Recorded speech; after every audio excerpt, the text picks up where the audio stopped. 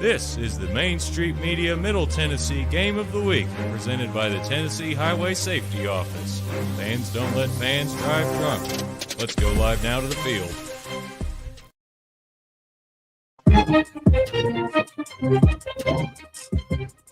It is the Main Street Media High School Football Game of the Week, live from Clarksville, Tennessee. Hilda J. Richardson filled the site tonight for the Clarksville Wildcats and the Kirkwood Cobras in Class 6A Region 7 play. Going to be a fun night for football, a beautiful night for football here. And we are looking forward to bringing you all the action right here on Main Street Media Television. You can listen in, of course, live across the world on X, Facebook, YouTube. Download the Main Street Media TV app. And, of course, thanks always to the Tennessee Highway Safety Office, where fans don't let fans drive drunk. I'm Chris Yow, joined tonight by the sports editor of Main Street Clarksville, Calvin White. Calvin, it's going to be a great night for high school football. That's what I'm expecting. It's going to be awesome. You know, this is undefeated Clarksville versus 6-1 Kirkwood. You know, the only game Kirkwood dropped all season has been a nail-biter to Dixon County, where they turned the ball over 6 times. You know, they turned it over 5 times instead of 6. We're probably looking at an undefeated matchup right now. And, you know, like you said, we have a lot of region title race implications tonight. Kirkwood wins, you know, they'll have wins over Clarksville and Rossview. Clarksville, Rossview, and Kirkwood would all be 4-1 in region play with 2 games to play, and Kirkwood would have the tiebreaker over both of them. So tonight's going to be exciting. I'm excited to see how Clarksville holds up against, a dynamic offense that they haven't seen so far this season. It is senior night here in Clarksville, and they are winding down the announcements of football players, cheerleaders, media team. I'm not even sure what else we've got going on. It looks like soccer, maybe, rugby. I'm not sure. Plenty of seniors to be announced tonight. They'll be finishing that up here soon, and we'll kick off this Main Street Media Game of the Week. We'll be right back after this. We'll talk about those area standings. We'll take a look at the TSWA Prep Football Poll, some statistical leaders, some names you'll expect to hear tonight. All of that coming your way right after this on the Main Street Media Game of the Week, presented by the Tennessee Highway Safety Office.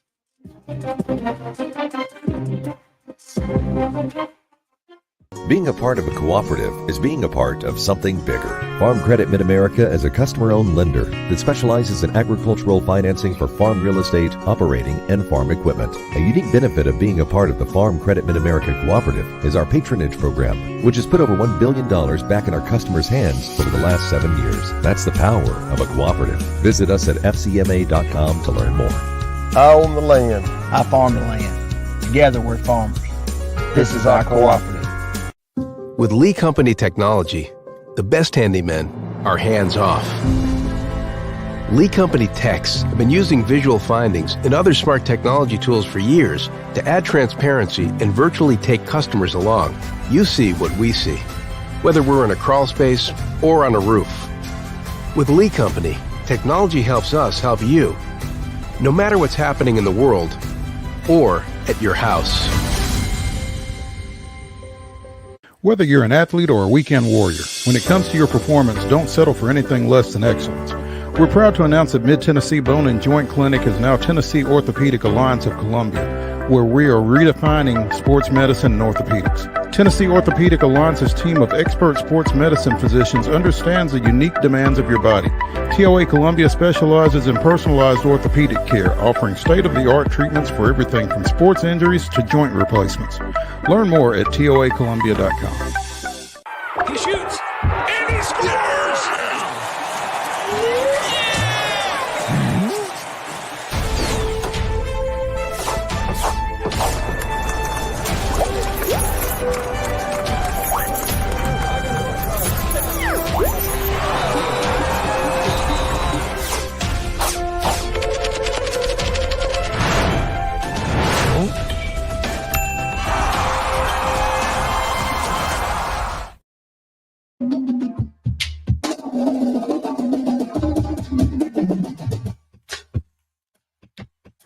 Back here in Clarksville tonight as Clarksville is getting ready to take on Crosstown. Cross-region rival Kirkwood. Just under 10 minutes to kick off, Calvin. And let's take a look at these area standings. You mentioned it in the opening that Clarksville currently undefeated and leading this region.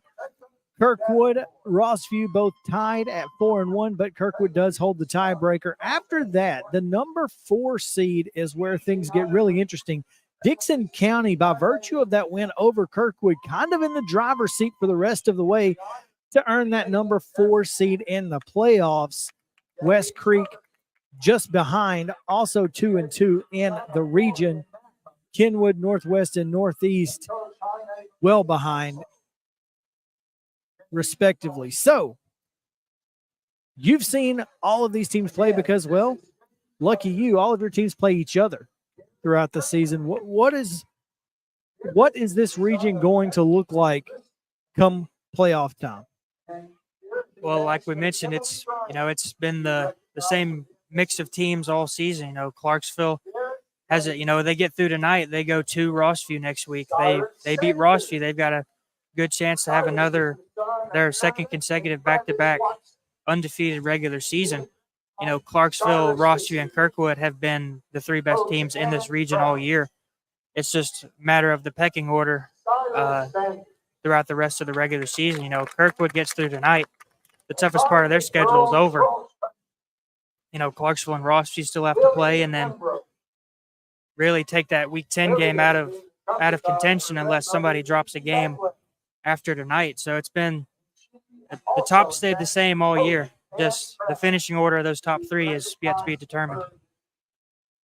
That's what's I think we'll go a long way tonight in determining that with the winner of this one. If Clarksville were to pull this off, then, and of course things go as we expect, Clarksville, Rossview would be for the championship.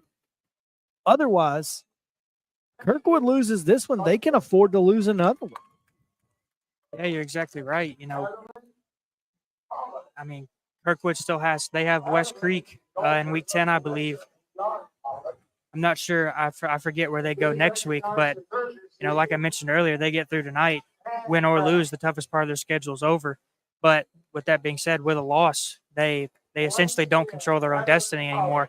They would have to, depend on a Clarksville loss or another Rossview loss to, maybe bump into that top 2 or potentially, sneak in from behind and steal the region title. Indeed, going to be a lot of fun tonight. We will take a look now at the TSWA Prep Football Poll. The only team in the area that is knocking on the door, Clarksville, with 10 points last week.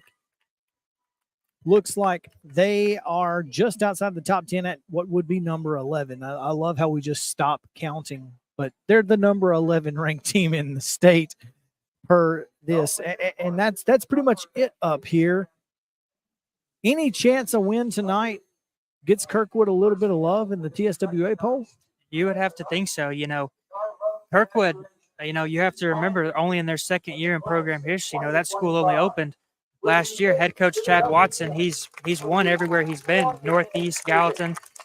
The Cobras finished 500 last year at 5-5. They came just a couple of yards away in Week 10 last year of sneaking into the playoffs in year 1.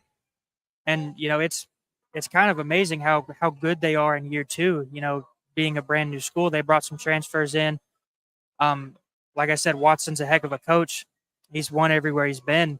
So you would think that with a win over, Clarksville High, the school that's been, the dominant force in this county for a very long time, you would think that would go a long way in getting the Cobras a little bit of love in next week's poll. Looks like senior night festivities are over, Calvin. Speaking of Chad Watson, you spoke with him pregame. Let's take a listen to what he had to say.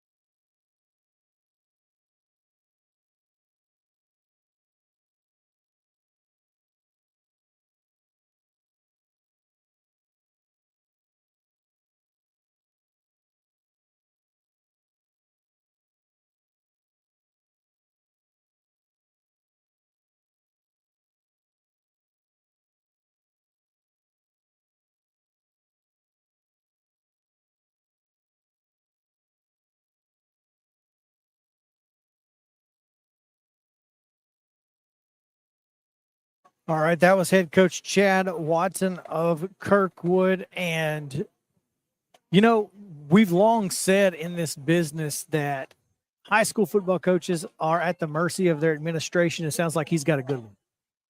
Yeah, he's been put in a really good position to succeed. And, honestly, there's a lot of times where we see schools open and they aren't anywhere near as good as Kirkwood was last year. Even though they went 500, there's a lot of schools that, aren't even that good. So to go from 500 last year in their first year. You think about Summit, 0-10, first 2 years.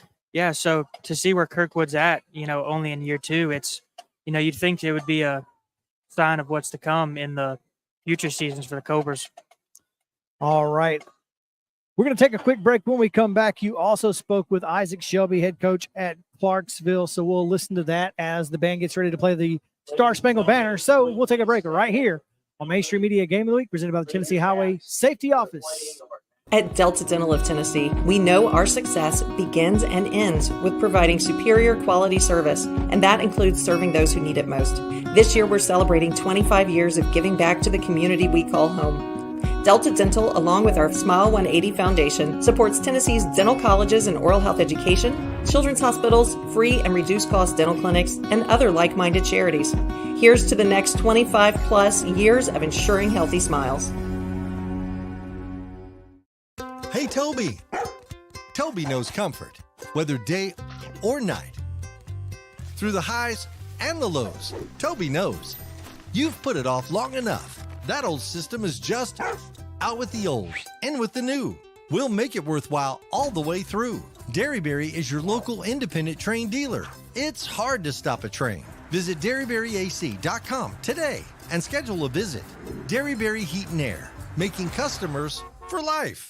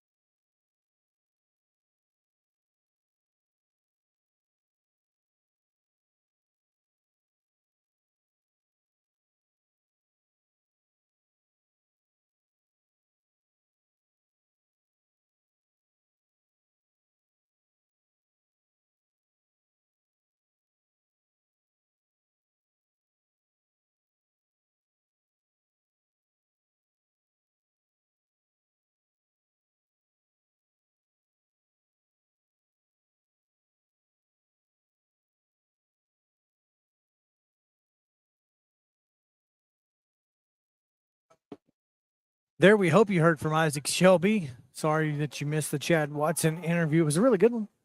It was. Coach Watson's always fun to talk to. He's always very informative. He's very good at helping me do my job, so I appreciate him for that.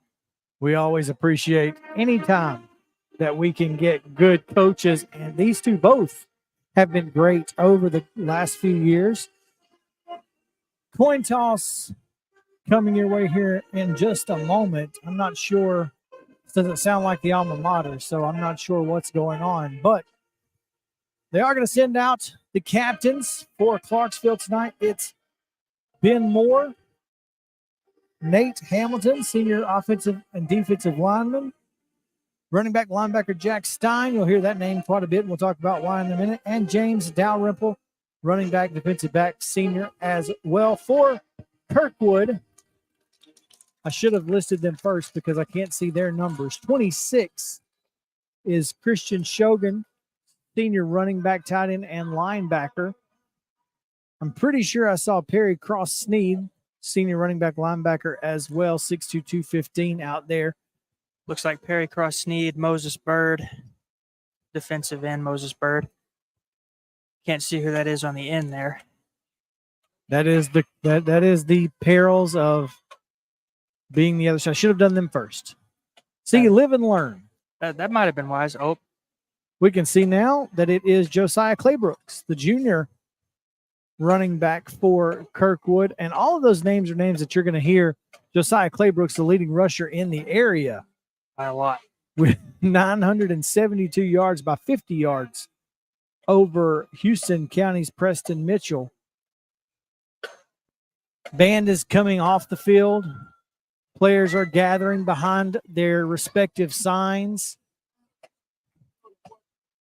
And if you pay attention to the bottom of your flip card there, Chris, you'll notice that Josiah Claybrooks is also top 7 in the county in receiving from his running back position. Man, I'm telling you, that's impressive. That is.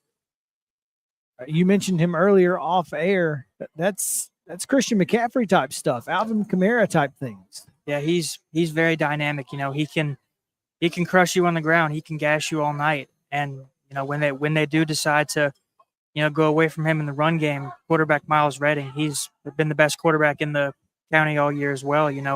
They've connected a lot, for a lot of yards. Not that many receptions, but that just shows you how good Claybrooks is at, those yards after catch and the breaking tackles and getting upfield and putting the Cobras in good positions to score. Both teams taking the field. Kirkwood first. Clarksville now onto the field to the tunes of their fight song.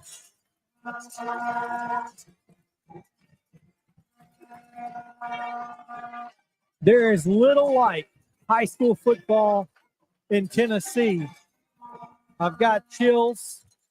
I'm not sure if that's the perfect weather or the fight song or the fans standing next to us cheering at the top of their lungs. It's all Thursday Night Lights right here as we get ready for kickoff on the Main Street Media Game of the Week presented by the Tennessee Highway Safety Office. Chris Yow alongside Calvin White. And, of course, we have to talk about the Tennessee Secondary Schools Athletic Association and all of the rules that we're playing under tonight. I did like that, Isaac mentioned the 7-man crew tonight, which means what he meant was 7 officials will be on the field. They'll have, in addition to the normal back judge, they'll have a field judge and a side judge also in the defensive backfield, which makes a big difference in a lot of games. But maybe not in this one so much as little as Clarksville likes to throw the football. They don't really care, but Kirkwood could certainly use the help potentially. Yeah, Kirkwood, they love to air it out. They're by far the best passing team in the county. With these 7 officials out here, it's just, a good measure to make sure they don't miss anything in a game of this magnitude, just in terms of on the field level and in what could end up being possibly the region tiebreaker. I bet nobody talks trash to this official standing right here at the 50-yard line. Those are some muscles, boy. We're underway here in Clarksville. Fielded at the 6-yard line. Gets across the 35, all the way down to the 39-yard line. Great return there by Jamarcus Watkins. Watkins has been great in that return game all year. He scored 3 touchdowns last week in Clarksville's route of Northwest, caught 2 touchdowns from quarterback Caden Pledger, and also showed his dynamicness. Is that even a word? I don't even know. Now. It is now. He took a kickoff return 90 yards back to the end zone in what ended up being a 47 to win over Northwest. So he's been awesome in that special teams unit all year. Trey Youngs leads the Wildcats out. He's got Galbraith in pistol. They shift in motion. Fumble. Recovered by Galbraith. Corbin Reynolds was on the carry on a wingback sweep. Goes around right in, is hit immediately, coughs up the football. Recovered by the Wildcats, 2nd and 11. Excellent start to the game. Was almost given away in 2 plays. Would have been a big momentum swing early for the Cobras. No question. Different quarterback now, it appears. Or is that, I can't see, is that 3 or 9? Looks like 3. That would be Caden Pledger. Threw 3 touchdowns last week in their win over Northwest. Pledger turns around, hands it directly to Galbraith up the middle. Gets to the 40, gain of 2, brings up 3rd and long, 3rd and 9 here. This Kirkwood defensive front's going to be, probably the unit to watch throughout the game. Moses Bird, Perry Cross Sneed, Kamari Blair, all those guys, they've been awesome at stopping the run all year.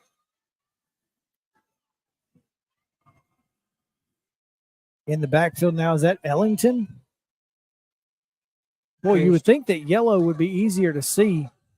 You would think. Fakes up the middle. That's going to be Jack Wyatt around left end. He's across midfield into Kirkwood territory, brought down at the 30-yard line by Gavin Hunter.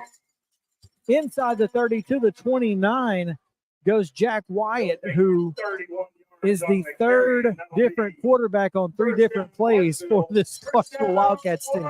That's one thing you have to watch with this Clarksville offense. They're not just a straight running back downhill team. They rotate those quarterbacks to have fresh legs and they run those option plays like we just saw if they need to. We're back to Young's behind center. Directly behind him is Galbraith in the pistol formation.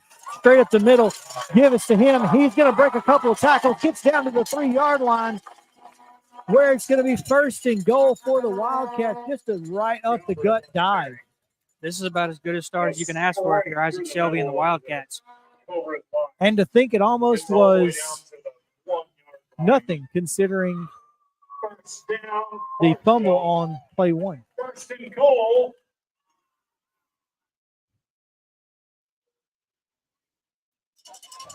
Pledger back in at quarterback. Dalrymple behind him. Give us to Dalrymple up the middle. Touchdown signaled by Clarksville, but not by the officials just yet. No signal yet. No touchdown. Short of the goal line, says the line judge. It'll be 2nd and about 6 inches just outside the goal line. I know it's only 2nd down, but Clarksville's not a big kicking team. This is obviously 4-down territory for them. Wyatt.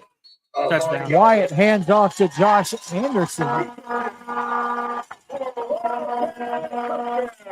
Anderson goes in for the 1-yard score with 9:14 to go here in the first quarter. Clarksville strikes first with a quick touchdown.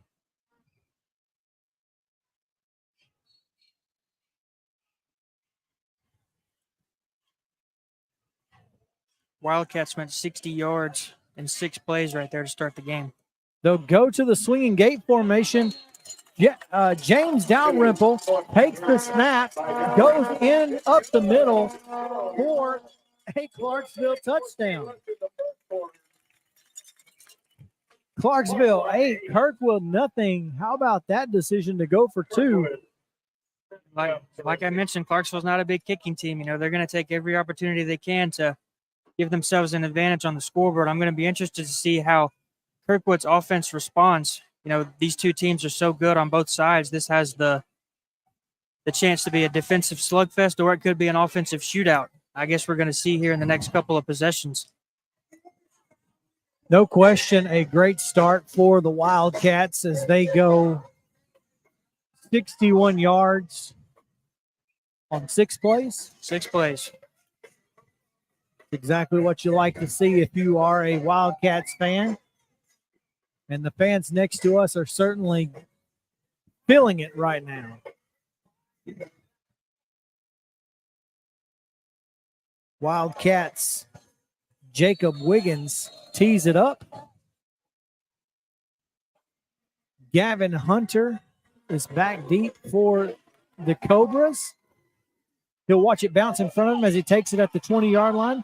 Makes the guy miss, cuts up the middle, gets to the 27 before he is brought down by Zayandre Tato.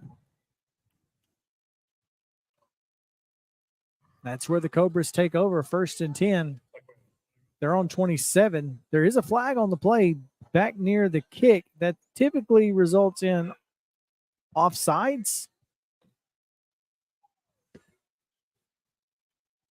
Officials are discussing it as they hover over the 30-yard line. Cobra's offense has come onto the field.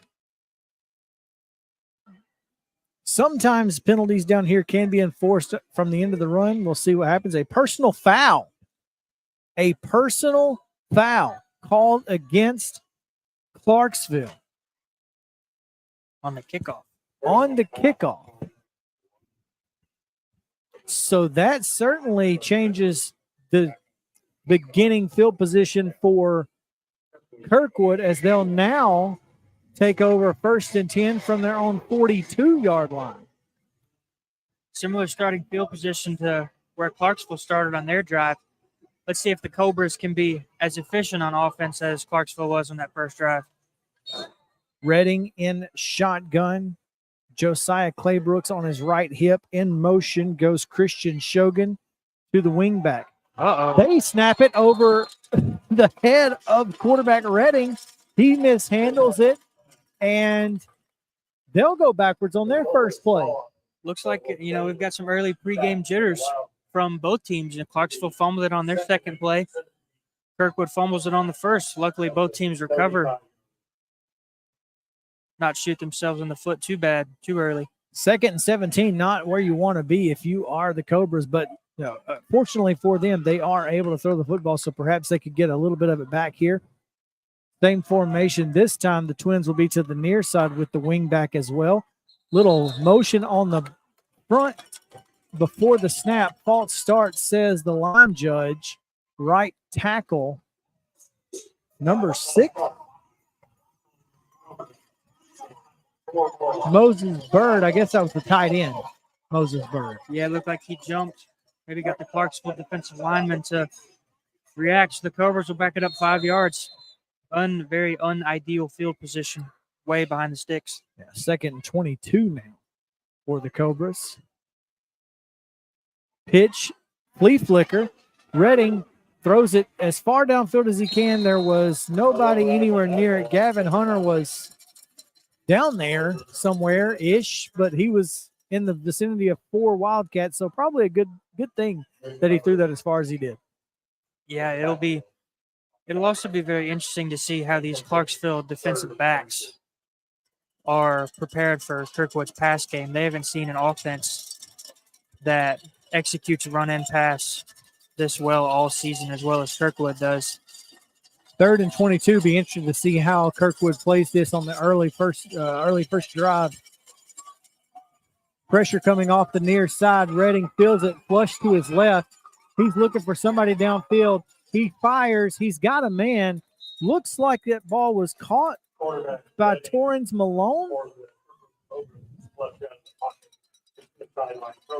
They're going to say incomplete on the sideline, which brings up 4th and 22, and that will most certainly bring on the punting unit.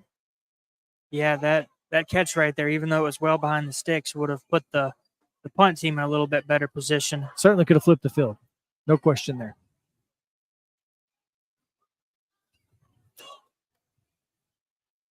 Deep to return is Corbin Reynolds, as well as Amari Galbraith. Snap high, handled by the punter Hudson Marsh, freshman. Corbin Reynolds attempted to field the punt, nearly muffed it, was able to hop on it, and that breaks it 1st and 10. Clarksville at the 45-yard line, their own 45, 1st down. Not the ideal start for the Cobras offense. They need to get a stop here. Yeah, this is going to be a long night for the Kirkwood defense if they keep giving Clarksville ideal field position like they have in these first 2 drives. Trey Young's the quarterback here. Galbraith behind him. Hand is to Galbraith over left tackle. He'll get a couple of yards. Brought down there by Alex Coffin.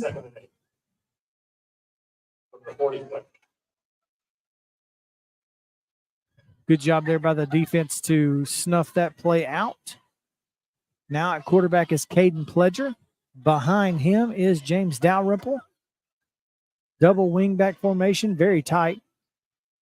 Give us to Dalrymple up the middle. He'll get a couple to the 48-yard line. That'll bring up 3rd and 7. Just going to kind of lull you to sleep with that dive, and then hit you with the outside run when they can.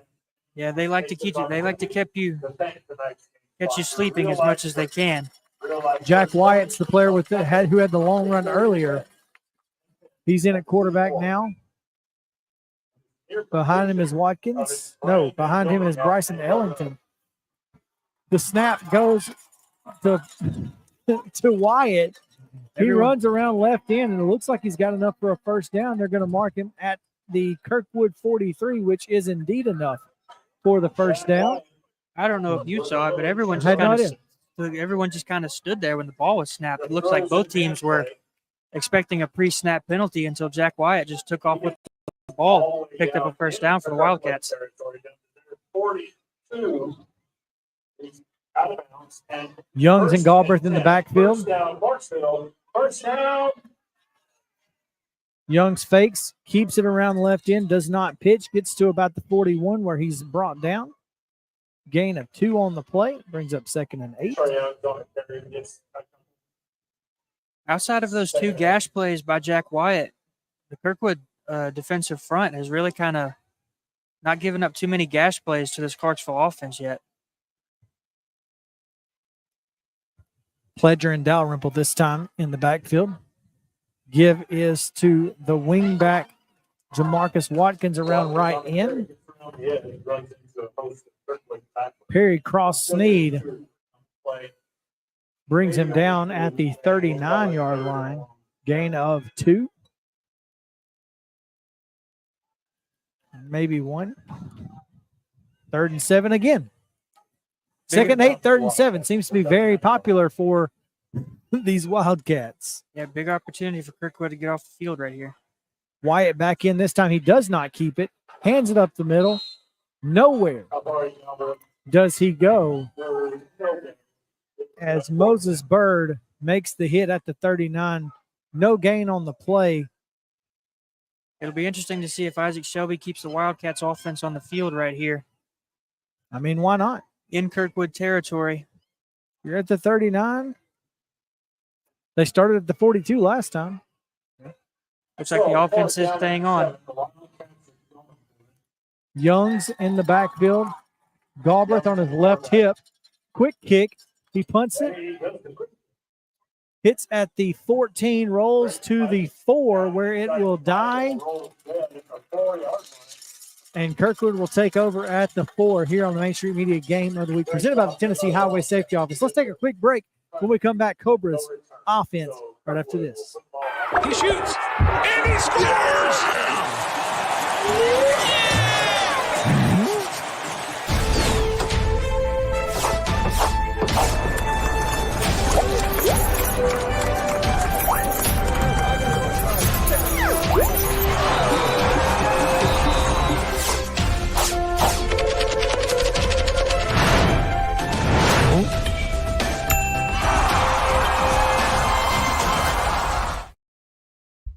Back here on the Main Street Media Game of the Week, presented by Tennessee Highway Safety Office. Kirkwood trailing 8-0 with just under 5 minutes to go here in the first quarter. 1st and 10 at their own 4-yard line. Handoff goes to Josiah Claybrooks, who goes nowhere on the first play. 2nd and 10 for Miles Redding, the quarterback. He's got twins to both sides. Claybrooks still in the backfield with him, this time on his right hip. Redding looks left. He throws. That's looked like that ball had a chance to be intercepted, but I'm also very far away from the ball. Gavin Hunter was the intended receiver as he was running a quick little out pattern there, and the ball was well overthrown. Probably a good idea because he was well covered. I just did my best Bob Costas impersonation from the Yankees-Royals game last night. Gosh. Hits a ball right up the middle. Bob Costas thinks it's a base hit. We've got flags before the snap. False start is the indication. It's going to be half the distance to the goal. That'll take them to the 2-yard line, where it will be 3rd and 12. The Clarksville defense is getting a lot of help from the Kirkwood offense here early. 3rd and 12 for Wildcats defense.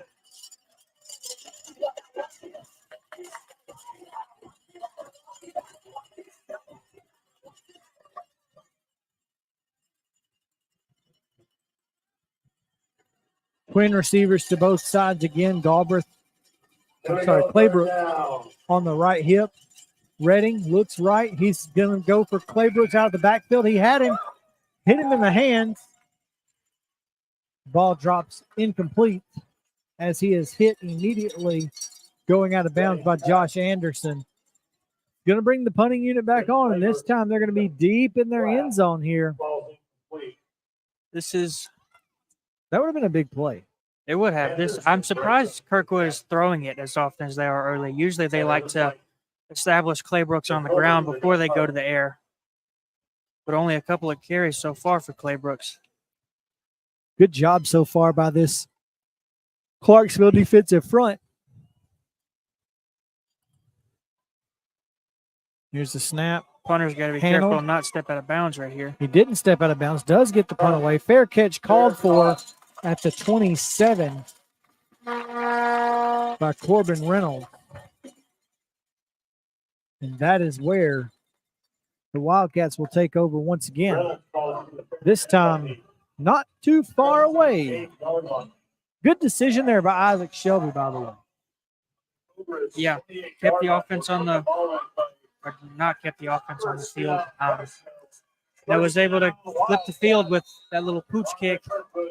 The Kirkwood offense hasn't been able to go anywhere so far, and the Clarksville offense has resulted as a result of a couple. Now we've got two punts. Clarksville receivers over here lined up wide with Pledger in at quarterback. That doesn't matter. They're going to go with the wingback trap here to the near side. That's Jack Stein, who gets down to about the 23-yard line for a gain of 4, 2nd and 6, no matter what the public address announcer might tell you. Numbers are numbers. Numbers are hard.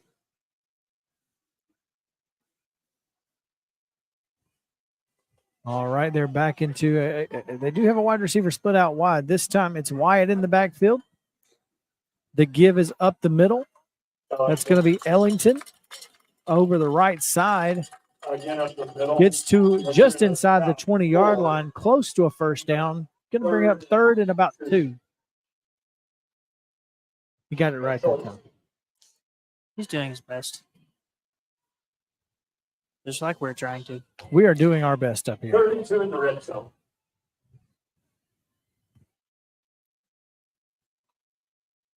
Two receiver split to the near side here. A shift by the Kirkwood defensive line. We'll see what they call here. They are going to call this a false start against Clarksville. That'll back them up 5, but sometimes that has been called as a delay of game by acting like they snapped it. So that's interesting. Young's back in. Fakes the handoff up the middle. Give is over the left side. That's Stein again. He gets almost to the exact spot he was before. That's going to be 4th down and about 1 now. What do you expect here? I think they're going for this one. There's no question. Isaac Shelby, like I mentioned, Clarksville's not a big kicking team. They'll keep that offense on the field as long as they can to get as many opportunities as they can to put points on the board. Pledger and Dalrymple in this pistol formation. Be a big stop for Kirkwood if they can get off Fakes the field the right motion, tries to draw him off sides, and Isaac Shelby's going to call timeout before this 4th and 1 play with 1:41 to go here in the first quarter. Clarksville leads Kirkwood 8-0. We'll be right back after this on the Main Street Media Game of the Week presented by the Tennessee Highway Safety Office. Fans, don't let fans drive drunk. At Delta Dental of Tennessee, we know our success begins and ends with providing superior quality service, and that includes serving those who need it most. This year, we're celebrating 25 years of giving back to the community we call home. Delta Dental, along with our Smile 180 Foundation, supports Tennessee's dental colleges and oral health education, children's hospitals, free and reduced cost dental clinics, and other like-minded charities. Here's to the next 25 plus years of ensuring healthy smiles.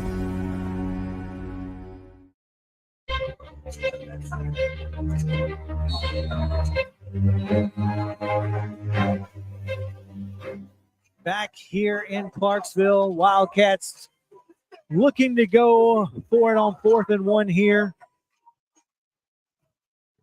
Interesting to see what Isaac Shelby decides to do. They're going to send back out there. I'm not sure who that was in formation, but we have got a penalty flag in the backfield because, folks, I hate to tell you, you can't push. You can't push in high school. Yeah. Seems like a lot of people forget that rule from time to time. Amari Galbraith, I apologize, pushed the quarterback from behind, and that, folks, is a penalty, and that's going to brack them up. 4th down, and now 6 from about the 24. They'll go for it again. But that's a big blow there because they had the first down easily. He didn't have to push him. They did. They would have been in the red zone on a fresh set of downs. Caden Pledger hands over the right Double side pass. to James Dalrymple. He's looking downfield. He's got a man. That's Ben Moore on the reverse pass. Dalrymple hit him right in the chest, and that is a touchdown Wildcat.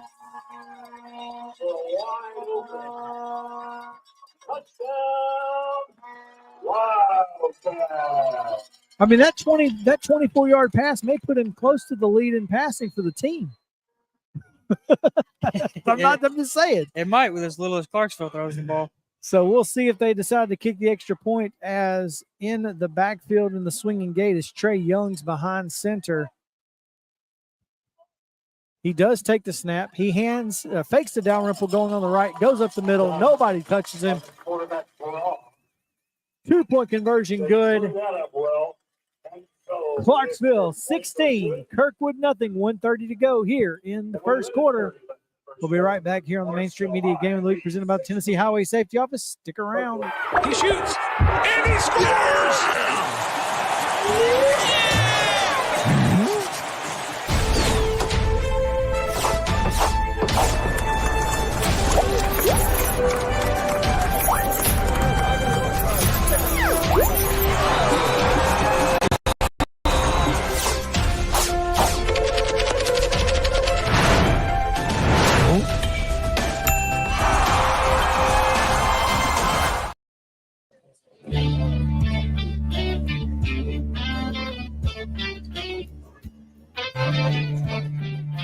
Little Tennessee Pro Football Podcast intro music there, airing each Monday at 11:30. You can hear myself, Blaine Keller, Terry McCormick, and guests from Nashville Media talking Titans. It is the Tennessee Titans game of the week tonight here in Clarksville. Wildcats lead 16-0 with 1:30 to go here in the first quarter.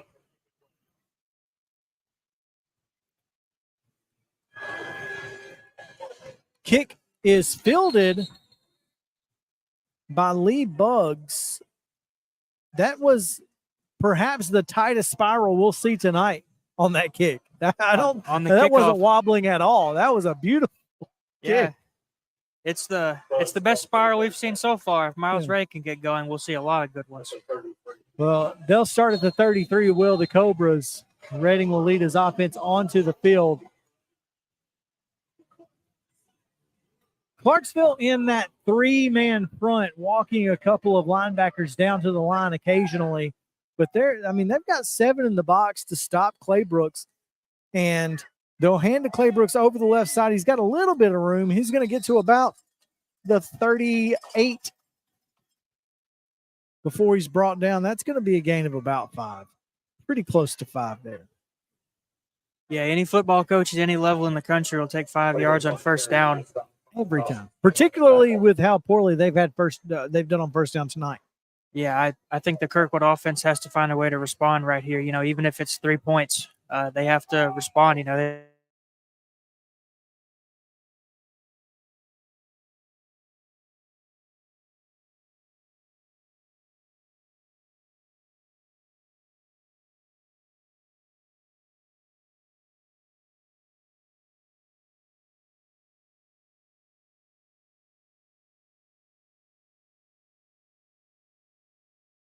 getting a couple first downs, kind of getting the jitters out, because I do think that Kirkwood came into this game expecting to be competitive and expecting to win, and perhaps they were a little too up. But we'll see. Twin receivers to the near side, single receiver to the far side, wing back to the right of Redding. Claybrooks goes to the right hip, hand up the middle. He's got a little bit of room. He's going to get the first down and close to midfield as he gets to the 40, we're going to say the 48-yard line. And that is the key to this Kirkwood offense. They have to get Josiah Claybrooks going to open up that pass game that they like to use. That's going to be the end of the first quarter.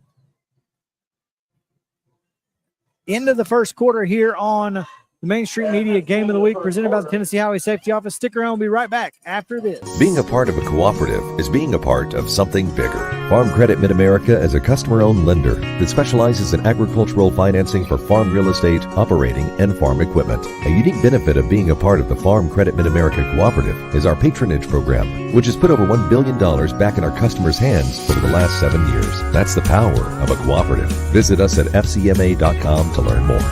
I own the land. I farm the land. Together we're farmers. This is our cooperative.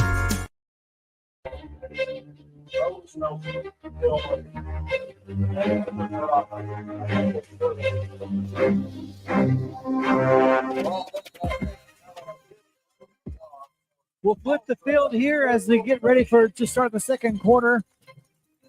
Hilda J. Richardson fielding, Clarksville, Tennessee. Kirkwood has the football 1st and 10. They trail Clarksville 16-0 here at the end of the first quarter.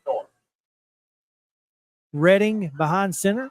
Hand to Claybrooks up the middle. He makes a man miss. Slips another tackle. Gets inside Clarksville territory to the 46-yard line. On first down, a big 6-yard gain there. Claybrooks is slippery. All he needs is a little hole to get 5 or 6 yards. Claybrooks coming in again. We told you that he is the leading rusher in the area. 111 attempts, 972 yards. He's getting close to 1,000 tonight. I'm sure he's probably gone over that mark to this point. Trips receivers now to the far side. Single receiver here in the near side. Again, the hand is to Claybrooks. He'll get brought down. Good job there by Bryson Ellington, making the hit and stopping him at the 45-yard line. That makes it 3rd and about 4. Yeah, 3rd and 3. I apologize.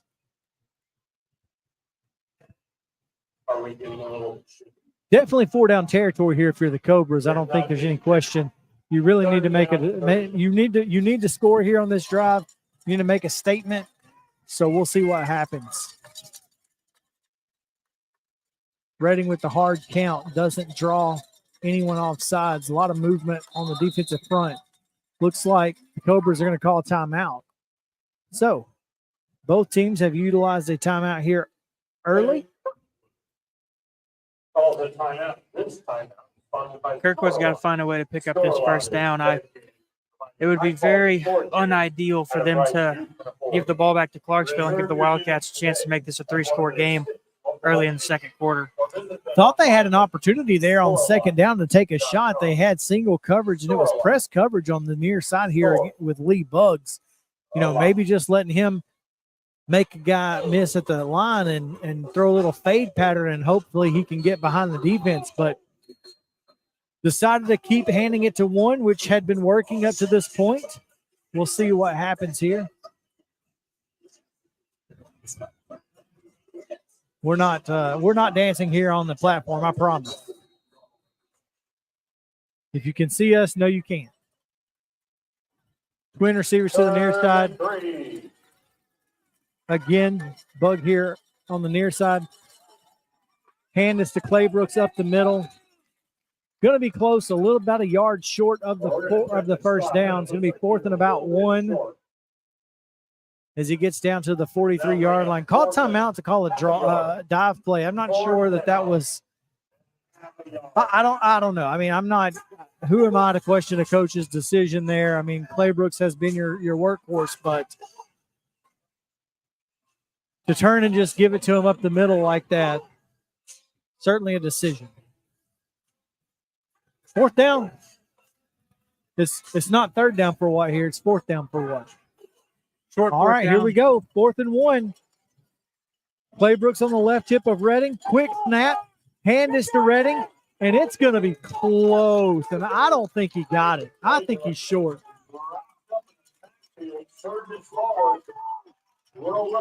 They're not even going to measure it, Calvin. First down, Wildcats. Yeah, that's not what you want right there. If you're Kirkwood, you give Clarksville the ball back right near midfield. Quick snap, but they were in the same play. The exact same play. That, to be fair, that play probably works against every team not named Clarksville. Well, unfortunately, they're playing Clarksville. They are playing Clarksville. So, back on the field is the Wildcats offense. Jack Wyatt and Ellington in the backfield. Wyatt, hands coming around the near side is Dalrymple. He'll go over tackle to midfield where he will be stopped for a gain of 7 on the play. Clarksville's caught Kirkwood sleeping a couple times with those little reverse plays already.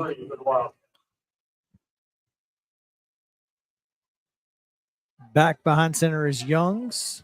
Behind him is Galbraith. Another Dalrymple around the right end. He's down the sideline. He steps out of bounds at the 27-yard line.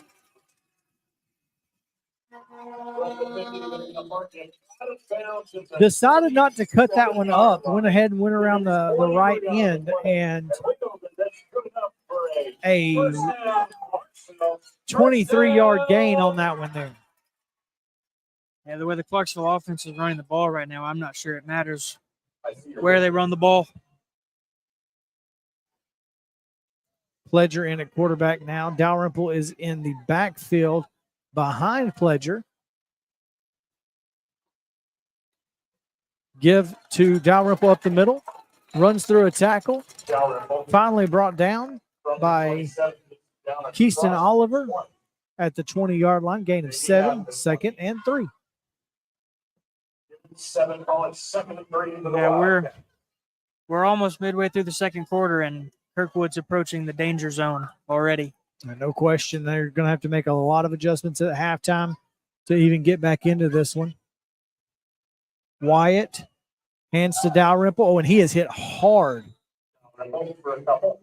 But it looks like it's close to a first down, maybe about a yard short to the 18. 3rd and 1 coming up here for the Wildcats.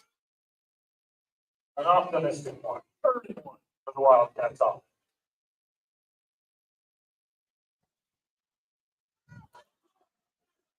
What a great job so far by this Wildcats offense. Youngs and Amari Galbraith give us to Galbraith up the middle. He makes the guy miss. He runs over his own center, and if not for tripping over Caden Binkley, he goes in for the score. He does get down to the 4-yard line, however, and knocking on the door once more are the Wildcats. The Clarksville offensive line has been awesome so far. They've opened up every hole imaginable for these running backs to get upfield. Kirkwood defensive line, hands on hips, not looking good. Pledger, Dalrymple, hand to Dalrymple, up the middle, touchdown Wildcats once again. Nearly untouched from 4 yards out.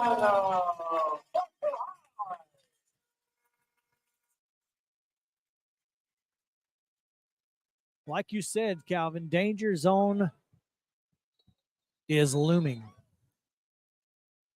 Yeah. And here's the thing, it's not just that they've scored 3 touchdowns. They've gotten two two-point conversions. If they get this 2-point conversion, I mean, that really throws a wrench into things. Now, they have put the tee down, but it's Dalrymple behind center again. They've had no trouble getting in. Why not? And they'll go with Dalrymple around the right side. Nobody's going to touch him. Okay, so you may have heard the ooh there. Carlos Weatherspoon stepped up to maybe try and make a play.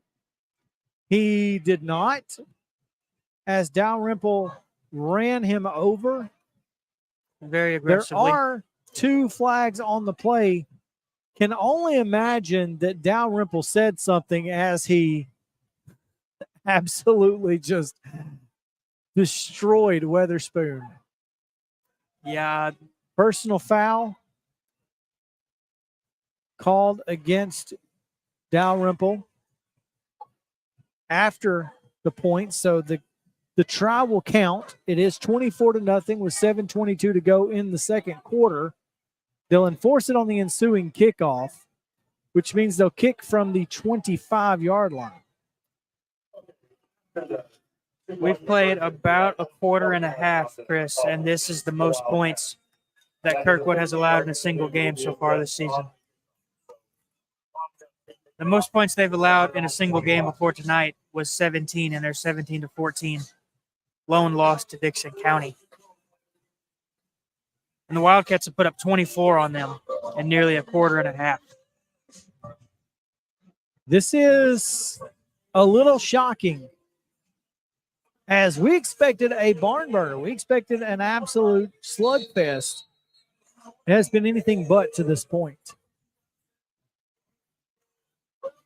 Kick is away, and it is a good one. He kicks it inside the 20. The ball bounces to the 13, where it's picked up by Christian Shogun. Shogun gets across the 20 out to the 24, but what a kick there. Great job.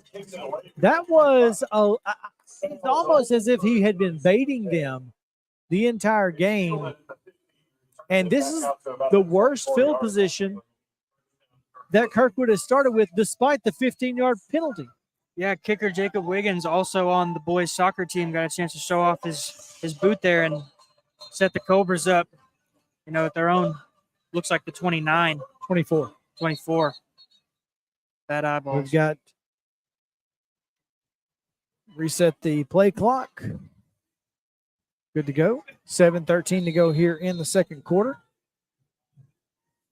Redding again in the backfield. Claybrooks on his right hip. Twin receivers to the near side. Single receiver to the top. He's going to look to throw. He's got a man, but he is set in the backfield.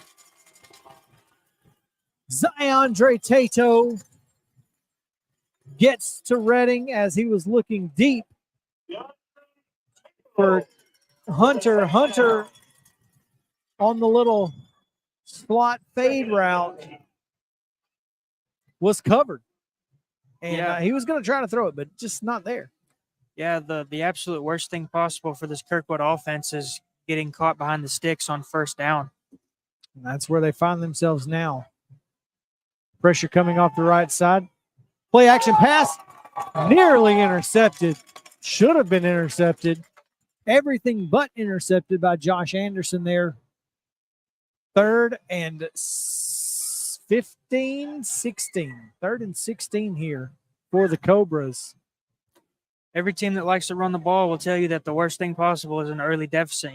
It takes them out of their element and forces them to maybe throw it a little bit earlier than they would like to and throw it a lot more often than they would want to. Trips receivers to the near side. Claybrooks in the backfield. We'll see if they just try to safely hand this one off. They do not. They're going to give a screen to Claybrooks over here. He goes on the left side. He makes the guy miss and then gets across the 30 to the 32. Short of the first down, but a big pickup there from Claybrooks with 6:14 to go here in the second quarter. I mean, you got to punt here, but boy, it really makes you want to go for this, being down 24-0. It's almost like you've got nothing to lose, and I think that's what it looks like.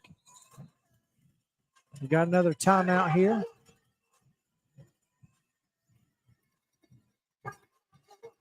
Kamari Blair, junior offensive lineman, 6'6", 230, is going to be sent off the field for some odd reason. In for him will be 6 foot 190 Connor Bradshaw. That is a stark difference in the first and second team guard there. So we'll see what happens. Motion to the top of the formation. He jumped off sides, and they did not call it. That is an interesting no call. And now Chad Watson will call timeout. So 5:32 to go here in the second quarter. We'll take a quick break here on the Main Street Media Game of the Week presented by the Tennessee Highway Safety Office. Stick with us. We'll be right back. At Delta Dental of Tennessee, we know our success begins and ends with providing superior quality service, and that includes serving those who need it most. This year, we're celebrating 25 years of giving back to the community we call home.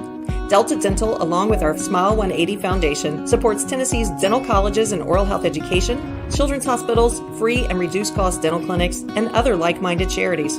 Here's to the next 25 plus years of ensuring healthy smiles.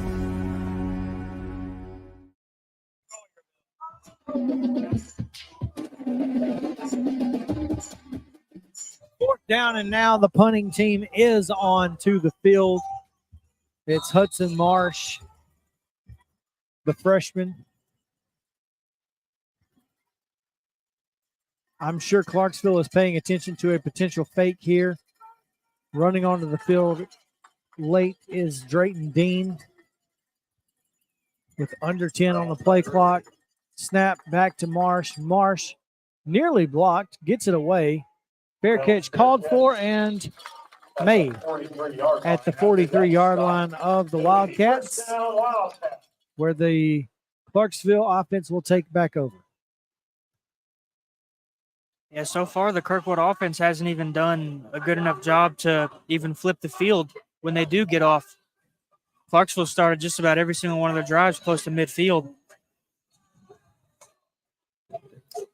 The Kirkwood defense hasn't really made them work for anything so far.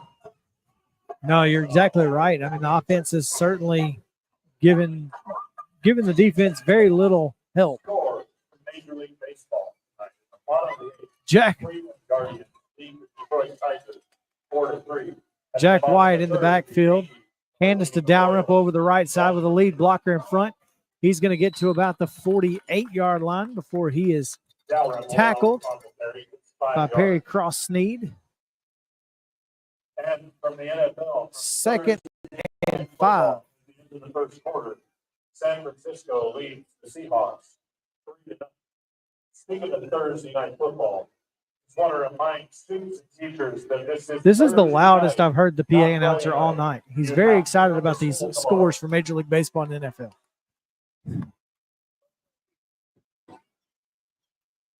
Back in at quarterback is Youngs. Hand up the middle, and he's gone. Nobody's going to touch him. That's Amari Galbraith. He goes into the end zone. Touchdown, Wildcats. I didn't know if he has a football or not, but he certainly did. I guess Kirkwood didn't know if he had it either because he was nearly untouched all the way inside the 5 before he was pushed across the goal line for another Wildcat touchdown.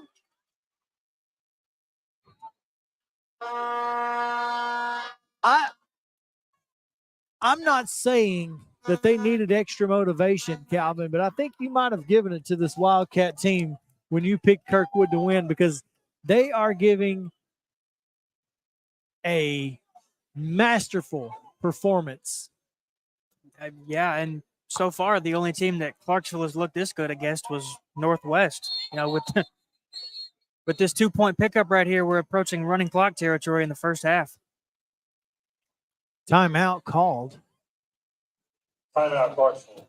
Clarksville, both teams down to one timeout with 4:36 to go in the first half. Listen, I'm going to need you to knock on wood because, listen, if it's going to be a blowout, I'd rather it be a running clock. Let's just don't give me a 30-point blowout. I need 35. Yeah, those are always ideal unless you're a fan or a coach of the other team. Certainly helps when you've got a 2-hour drive home, as I do. Yeah. Been a lot of fun here on Thursday Night Football. Next week, it will not be Thursday Night Football. We will be simulcasting as the Richland Raiders. You'll hear Mark Mize on the call as the Raiders host Summertown in a non-region matchup. Giles County, Lawrence County, Cross County rivalry. I think that song right there might have been the theme song for Galbraith on that last play. You can't touch this, he said. Dalrymple takes, I don't know who took the snap, but whoever it was Dalrymple. Okay. Dalrymple took the snap, goes over the left side, into the end zone. 2-point conversion is good. It is 32-0 with 4:36 to go here in the first half. You're listening to the Main Street Media Game of the Week presented by the Tennessee Highway Safety Office. We'll be back in a moment. With Lee Company technology, the best handymen are hands off. Lee Company techs have been using visual findings and other smart technology tools for years to add transparency and virtually take customers along. You see what we see, whether we're in a crawl space or on a roof. With Lee Company, technology helps us help you, no matter what's happening in the world or at your house.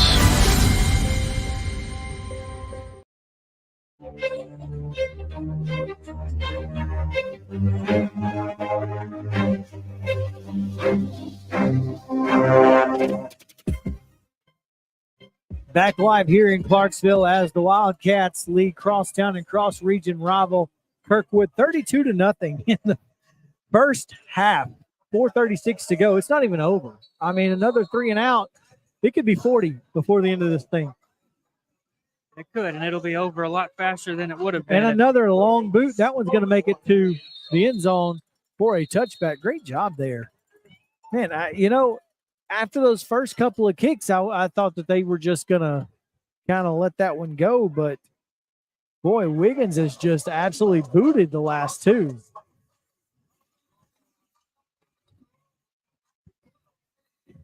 Yeah, Clarksville so far, excellent in all phases, offense, defense, and special teams.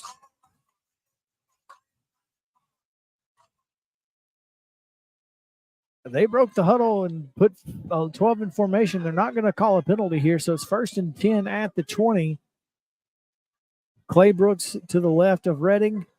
Twin receivers to both sides. Redding looks right, fires. Hit him in a bad spot, right in the hands. Pass incomplete. It was almost an extremely bad spot after that ball bounced off his hands and hit him in the helmet, nearly into Jack Stein's hand. And nearly, that was nearly really bad. You're right.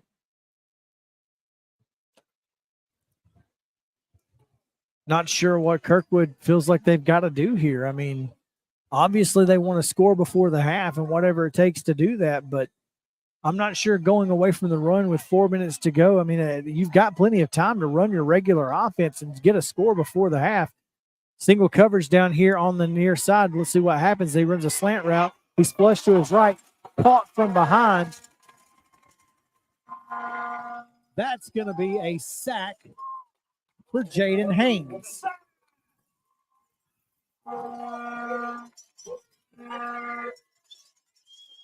Haynes gets the sack, immediately comes off the field. 3rd and 16. A familiar position for these Cobras in the first half. Very familiar.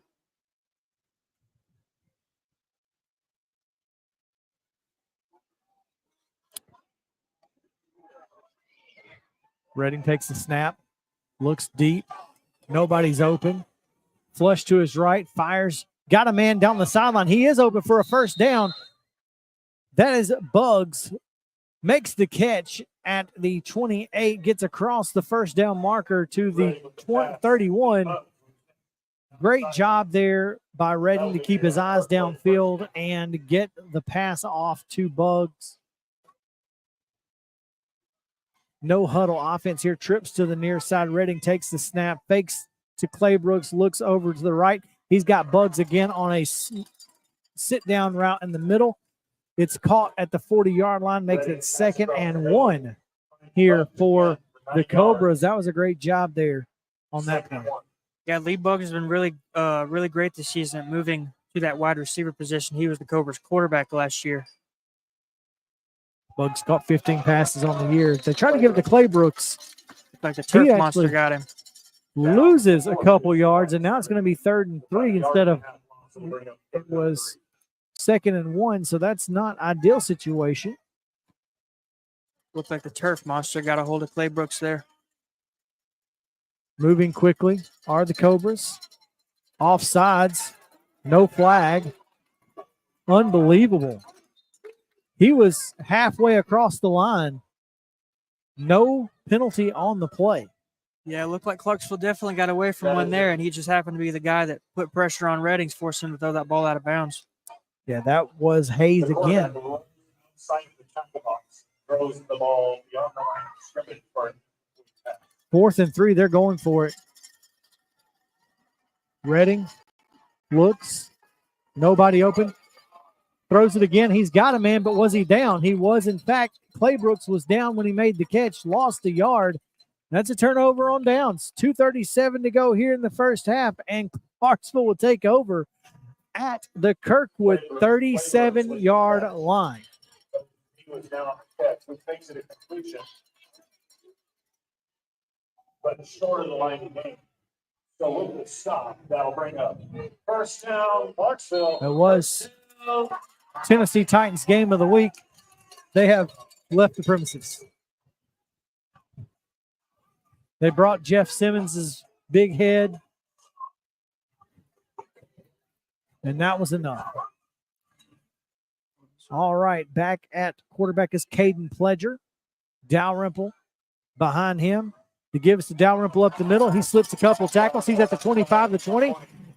He is tripped up at the 18-yard line by Gavin Hunter. But this defensive line is just getting manhandled right now. And I'm not sure what Kirkwood can do to make a difference. I mean, they're running a 6-man front here. Give up the middle this time to Ellington. Ellington goes inside the 10 to the 7 for a first down-ish, maybe. Yes, first and goal to the 7 with 2:21 to go here in the first half. Clarksville's just running it wherever and whenever they want to right now. Youngs give to Galbraith. Galbraith down to about the 4-yard line before he is finally hit by Moses Bird. Galbraith probably would have scored there if he didn't run into the back of Jack Stein. That's twice that he's running to his lead blocker and caused him not to score. Yeah, the way this offense operates, just put your head down and go. Pledger back in at quarterback. Dalrymple. Fake to Dalrymple. They'll come around the right side with Jamarcus Watkins. Watkins is slung down there by Bird, who gets really excited for whatever reason. Just over a minute to go here. 3rd and goal from the 5-yard line with just over a minute to play. Wyatt with Avari Galbraith in the backfield now. Give us to Dalrymple. He's looking for that pass. Would have been his second touchdown pass of the night. Ben Moore couldn't hang on to it in the back of the end zone. That brings up 4th down. There will not be a field goal attempt. It's a tough angle here that close, so you might as well go for it. And they will indeed. This time it is Youngs. Behind him is Amari Galbraith. To give us to Galbraith up the middle. No, fake to Galbraith. Youngs by himself, and I thought he was going to tanny roll. Nobody touched him, Calvin. That seems to be a theme tonight. That's now the 5th different Wildcat to score tonight. Josh Anderson, Jack Wyatt, James Dalrymple, Amari Galbraith, and now Trey Youngs. And now they are going to attempt an extra point. Going to give a little love to Wiggins for his 2 great kicks that have led to scoring drives. Kick is up. Kick is good. 39, the score now for Clarksville. 0 for Kirkwood. 51 seconds to go here in the first half. Calvin, Scoreboard. I hate to pull out the Vince Carter 1998 dunk contest. You know, it's over, but this one might be over. I mean, I don't even think Sal Licata could curse this one. It would be hard. The It's very NL hard. East race is over. And, you know, and here's the thing. The Region 7 6A race may be over.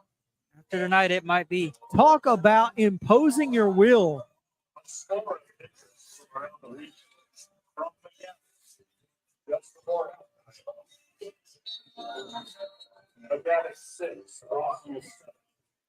Rossville leads McGavick 7-6 just before halftime, according to our public address announcer. Oh, we have got an absolute. We have a penalty flag on the play as immediately Gavin Hunter goes directly into a Clarksville player on the kickoff. That's going to be offsides against Kirkwood. And that's an offsides penalty against Kirkwood. They'll back them up 5 yards or move forward 5 yards and kick again.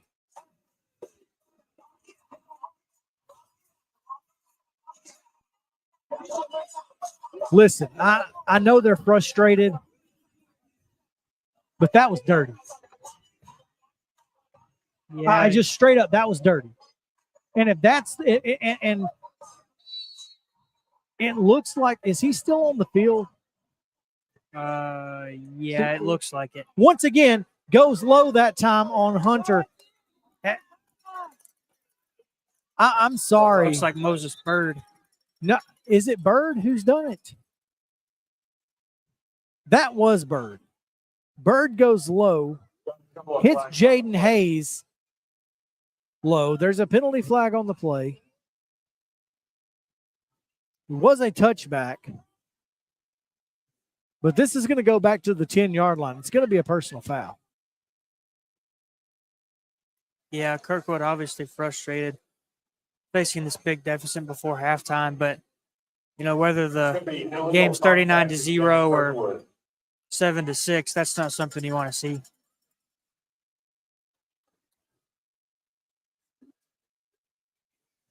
I mean, again, dirty. That's going to come with a 15-yard penalty.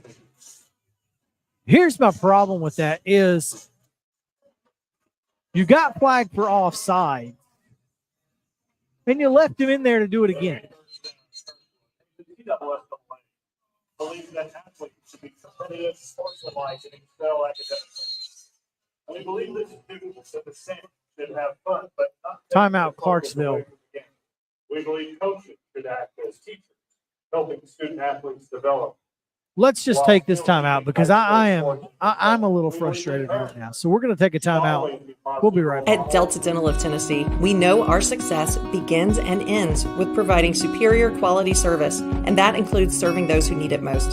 This year, we're celebrating 25 years of giving back to the community we call home. Delta Dental, along with our Smile 180 Foundation, supports Tennessee's dental colleges and oral health education, children's hospitals, free and reduced cost dental clinics, and other like-minded charities. Here's to the next 25 plus years of ensuring healthy smiles.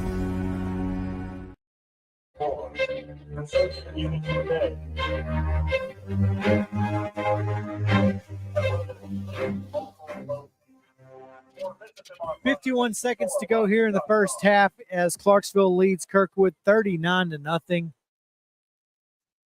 We'll see what Kirkwood decides to do with the football here, see if they try to do anything with it. Hand is to Claybrooks up the middle. He's got a couple of yards, going to get close to the 20, down to about the 18 for a gain of 8 on the first down.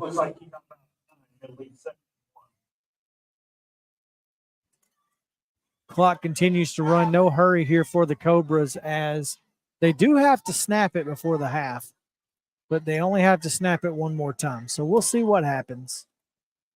Looks like they're going to be content to run the clock out here in the first half. Claybrooks up the middle. And spins off of a tackle. Rolls off of the first tackle. Runs. We've got play-by-play by the public address announcer, which is illegal. But who am I and what do I know? That's going to do it for the end of the first half. Your score, Clarksville 39, Kirkwood nothing. We'll be right back with the halftime show here. Stick around on the Main Street Media Game of the Week presented by the Tennessee Highway Safety Office. Fans, don't let fans drive drunk. He shoots and he scores!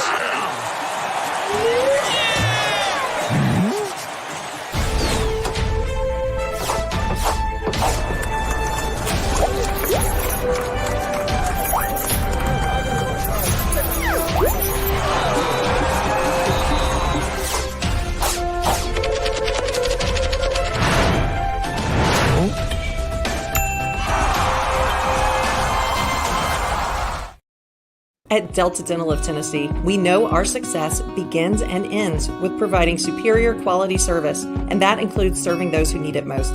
This year, we're celebrating 25 years of giving back to the community we call home. Delta Dental, along with our Smile 180 Foundation, supports Tennessee's dental colleges and oral health education, children's hospitals, free and reduced cost dental clinics, and other like-minded charities.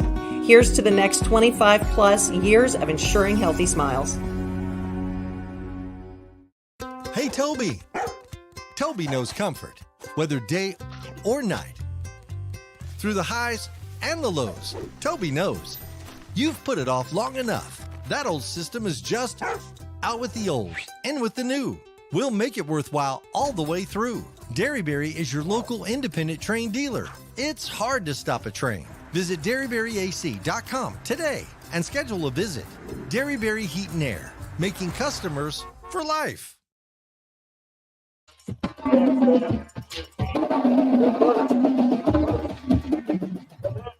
I mean, that's a pretty good, a pretty good little tagline, making customers for life. But as I've said every time, Derryberry Heat and Air, comfort for your dairy air. Wayfire. That's all I'm saying. Dance team now on the field at halftime. It is 39-0 your score. Clarksville imposing its will on their opponent, Kirkwood, tonight. Let's talk a little bit about other games in the mid-state last week. We could talk a little bit about Clarksville area as this region is all Clarksville teams, and then Dixon County. I gotta think that this is really exciting for the city of Clarksville to have all of its schools playing in one league.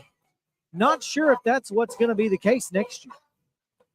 No, the TSSAA released their initial classification list for the upcoming cycle for 2025 through 2029. The original classification list, Clarksville, Rossview, and West Creek would all stay in 6A, while the Kirkwood Cobras and Montgomery Central would both be in 4A, while Kenwood, Northeast, and Northwest are projected to bump down to 5A. So if that stays the way it's projected, there could be some major shakeup in especially Clarksville and Rossview's schedule next season. So let me ask you this. Coming into tonight, it was probably on the table to continue having the Clarksville area region. I'm not sure that's going to be on the table after tonight. Yeah, I'm not so sure. We've seen how Kirkwood has fared against the bottom tier and maybe mid-level teams in this region outside of Rossview, who, I mean, even when they played Rossview, they played them in unideal conditions, and the Cobras defense was really able to control that game. But just like last season, Clarksville has enforced their will on everybody they've played. I don't think they've won a single game by less than 2 or 3 scores. So next season, there could be major shakeup in, all these 6A schools that would remain 6A in Montgomery County. Would not be surprised to see Kirkwood go ahead and take that 4A spot. No, especially after seeing the way that they're matching up with the Wildcats tonight. Up until tonight, Kirkwood looked like a team that could compete with Isaac Shelby's Wildcats. Shelby's Clarksville team has been the dominant team in this area for a very long time. So if Kirkwood does end up deciding to take that invitation to bump down to 4A, they could make some noise in 4A, potentially join that state title race in that classification.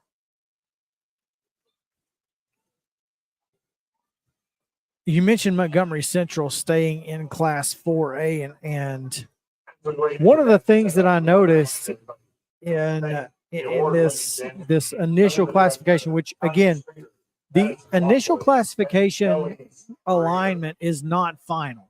No. There are teams that will choose to play up. There will be teams who appeal their number. TSSAA changed the way that they actually get the number that they use. They went from what your enrollment was, 2 weeks into the year. They changed from that to last year's average daily attendance. Well, that's all well and good for most, if almost 99% of schools. The problem, particularly one place where I live in Murray County, is that Spring Hill is classified as having a little over 1,200 students. This year, Battle Creek High School opened and took a lot of those students. They have Battle Creek at 800. I don't think there are 2,000 kids in Spring Hill going to high school. No, and that's maybe where some schools can kind of get caught in a loophole. I believe when I looked at the enrollment list the other day, I think Kirkwood and Montgomery Central were both listed right at or around 1,000 students, and that would place them both in 4A, like we said, in the original or the initial Kirkwood classification 999. list. Yeah, and Montgomery Central at 1,000. Kirkwood opened last year. They took a lot of students from, I believe it was Northeast High School. That obviously helped boost the Cobra's attendance, but I believe it's they can choose to play up, or I believe it's if a school has a 20% change in enrollment from year to year. I could be wrong on that, but I believe that's what it is. This is going to be an interesting thing because, if they do stay in 4A, you're talking about playing the likes of Greenbrier, Montgomery Central, as we talked. Creekwood is in Class 4A. Liberty Creek, Marshall County, who is currently in that region with Montgomery Central. White House is a team they could be in a region with. Is that more in line of what you want to be if you're the Cobras?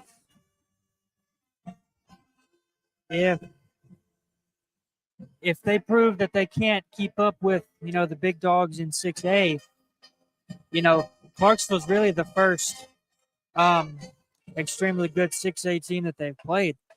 So, unless they choose to play up, potentially dropping down to 4A might not be such a bad idea for the Cobras. I'll be interested to see how that plays out, no doubt.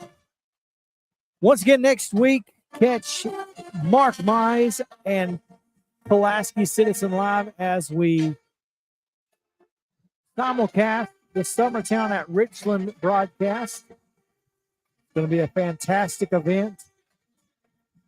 Make sure to tune in for that here on the Main Street Media Game of the Week. Tonight's Game of the Week, Clarksville 39, Kirkwood nothing.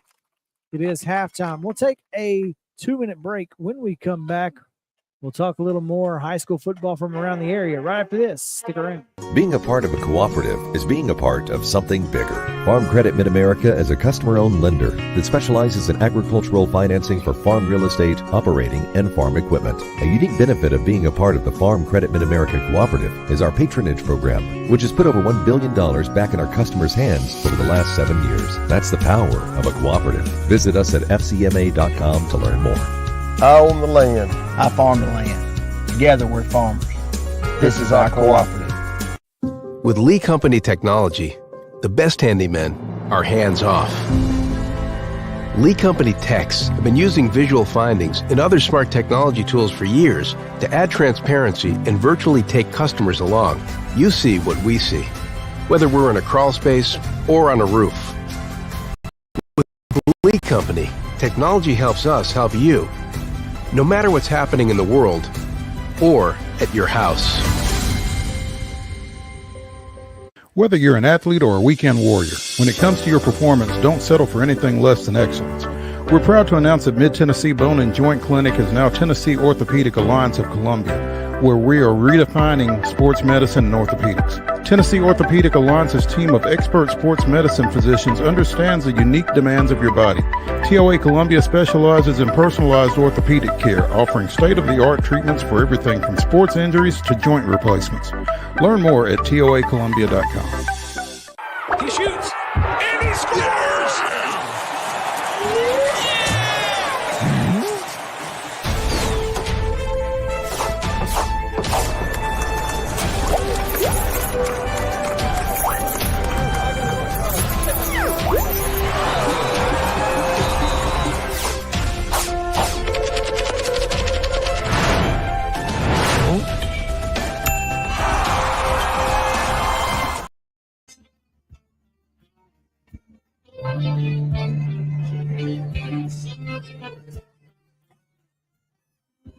Pretty solid performance by the Clarksville band.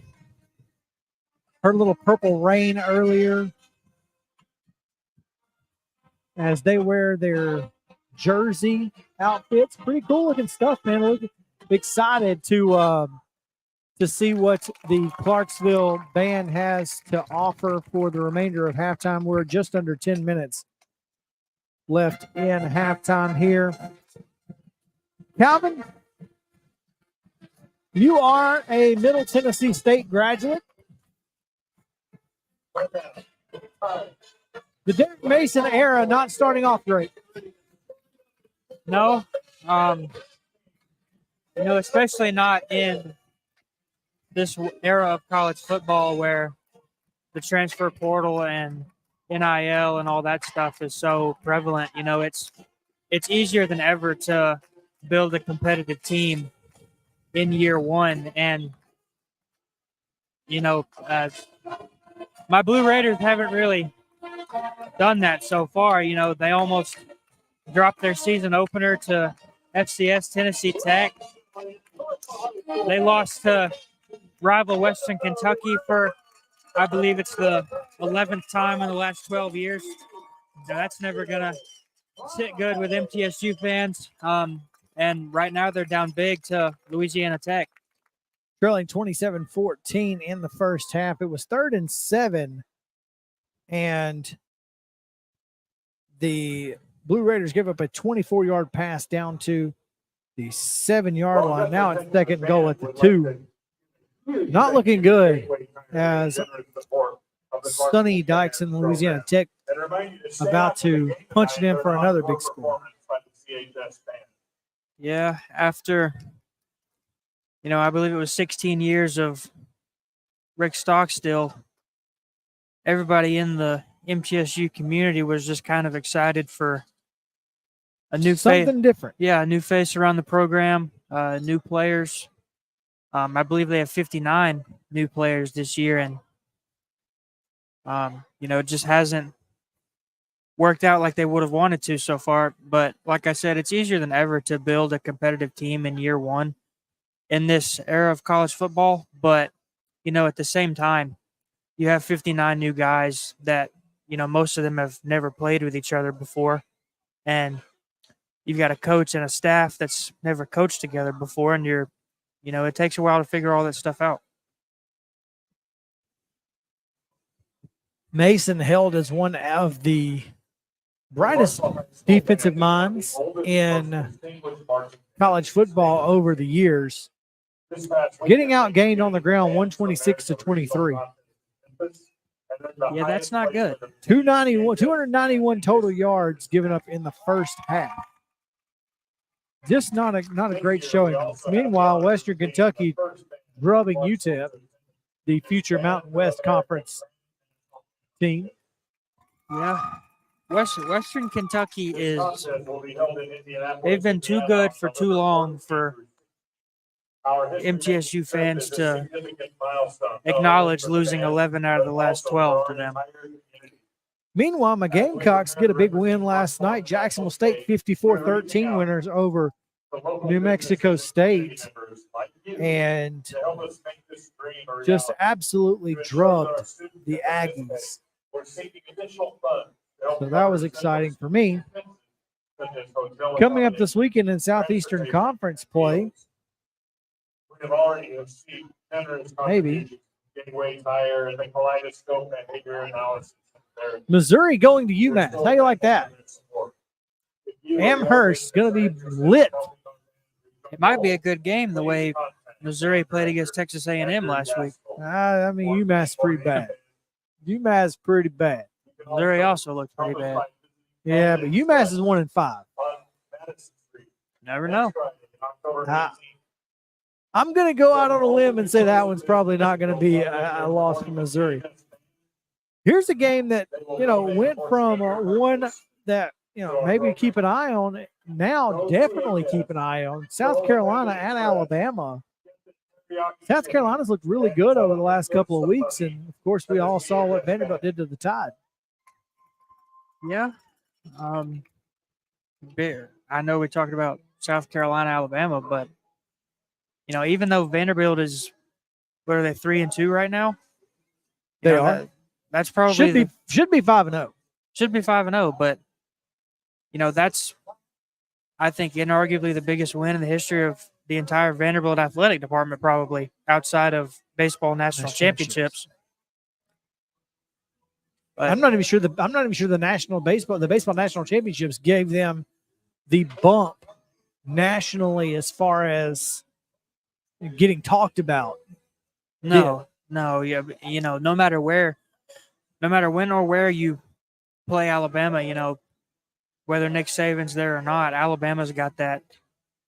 They've always got that resume attached to them, and Vanderbilt football, they got to tear the goalpost down and throw that thing in the river. It was pretty awesome. Speaking of Vanderbilt, 3-2, taking on your Wildcats up at the Great Big Grocery Sack. Yeah, Kentucky's got a great defensive line, but this is a sneaky good game. It could be the way Vanderbilt's playing right now. Diego Pavia has, he's lit the college football world on fire, and Kentucky's coming off the bye week. Coming off a big road win over number 6 Ole Miss. Could be potentially sneaky good game. Kentucky always has a habit of, overperforming when they play teams they're not playing supposed to to their beat. competition. Yeah. Vanderbilt, snuck in a win against them a couple years ago. I believe it was the first time Vanderbilt had beaten Kentucky in, 10 or 15 years when they won that game. That was Clark Lee's first year when they won a couple of games they shouldn't have won. I think they beat Florida that year. I think so. So I think that's going to be one of the best sneaky good football game. Also, Ole Miss, LSU, number 9 Rebels going down to Death Valley at 6:30 nighttime at Death Valley is going to be rocking. Of course, Florida goes to Neyland Stadium to take on the Vols. They're looking to bounce back after a unexpected loss to Arkansas. And, of course, the Red River rivalry, 2:30 on ABC. Man, what a fantastic game that always is. I'll be curious to see how Texas handles that, especially coming off the loss last year to Oklahoma in that game. So a lot of great college football coming up this weekend. We'll see what awaits us in the second half of this one, because I'm hesitant to say great football. I thought coming into this one that it was going to be a great football game. It has been anything but, unless you are a Clarksville Wildcat. Yeah, I'll be interested to see if Coach Shelby wants to put his foot on the gas here in the second half, or if he, maybe lets these starters play a drive or two and then to get some of these younger guys in. But, I would probably lean that Shelby and the Wildcats are going to keep their foot on the gas here in the second half. Certainly be interesting to watch. We'll take a quick break. When we come back, second half action here on Main Street Media's Game of the Week, presented by the Tennessee Highway Safety Office. Stick around. We'll be right back. He shoots, and he scores!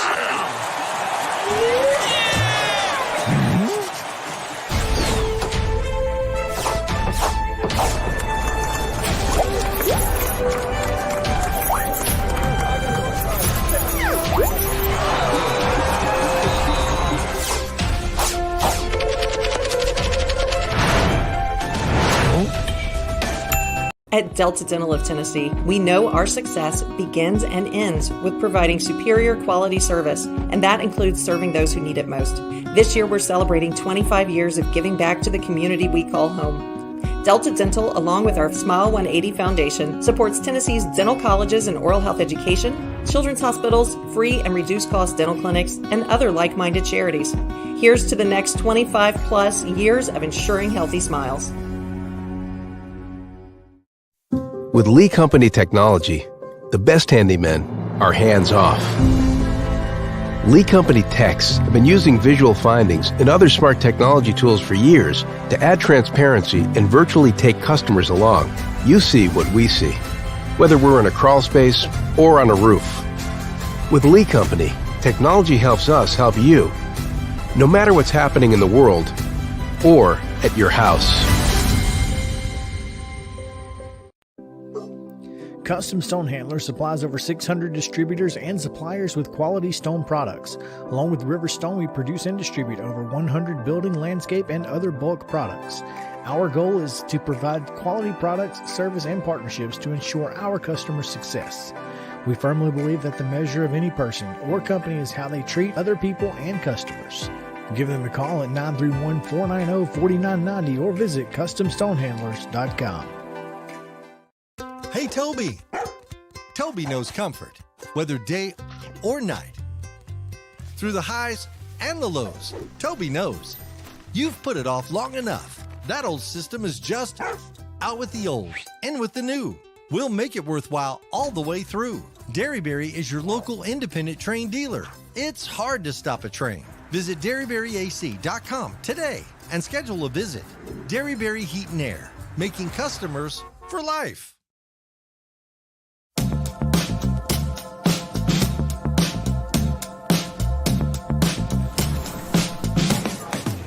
Do you want to be a bad man? Yes, you do. Do you want to taste sweet salvation underneath the summer moon? Do you need another hand now? Yes, you do. Go see Miss Josie down on Columbus Avenue. All right, Columbus Avenue.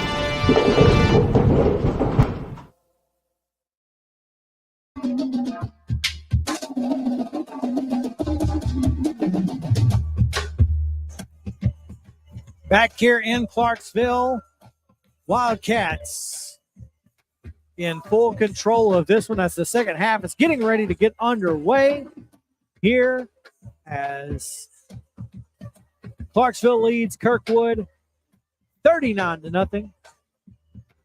Third quarter coming your way here in moments.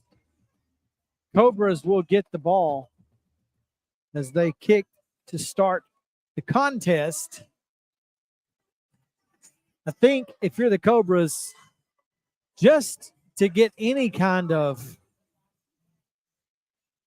respect, you got to go put this one in the end zone. Yeah, for some respect and to keep this running clock off the board, give yourself more opportunities to climb back into the game. You never know. I mean, Clarksville scored 39 points in the first half. I guess technically, if anything you can do, I can do. Probably not. But Probably we'll not. see. Probably not. It would be the most insane comeback that we've had on this broadcast. Then this would actually be the Thursday night game of the week. No question. I'm almost wondering why we didn't go to Rossview McGavick at this point. I feel like we're calling a Al Michaels Thursday night Amazon game. All right. Toe to leather, short kick, bounces at about the 23. It is picked up and then fumbled. Return back to the 25. That was Jaden Portis. No relation to Clinton, spelled different. They'll take over at their own 25. That's a name right there. That's a pull. Clinton Portis? You haven't heard that name in years, decades.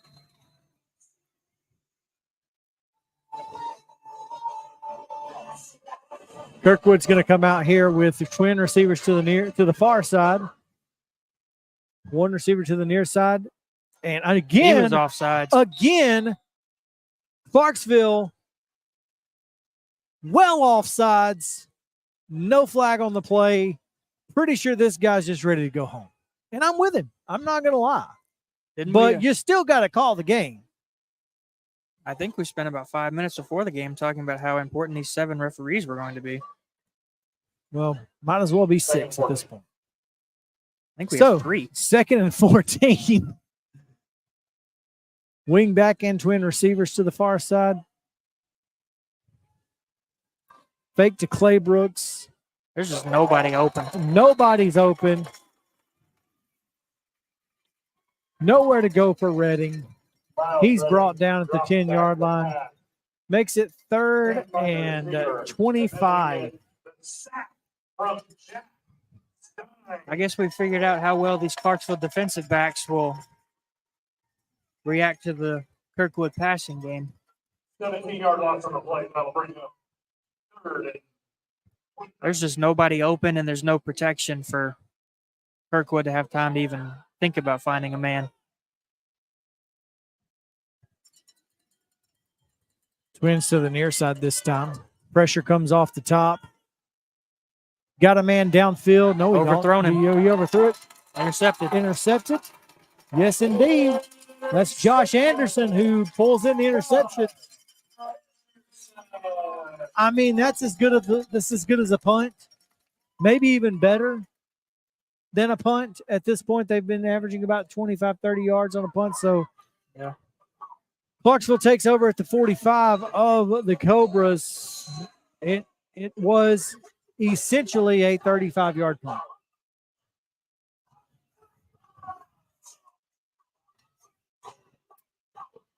And essentially another 3 and out for this Kirkwood offense. Not essentially, definitely. Yeah. Clock is running, by the way. We've got a penalty flag on the play. That is a delay of game on Clarksville.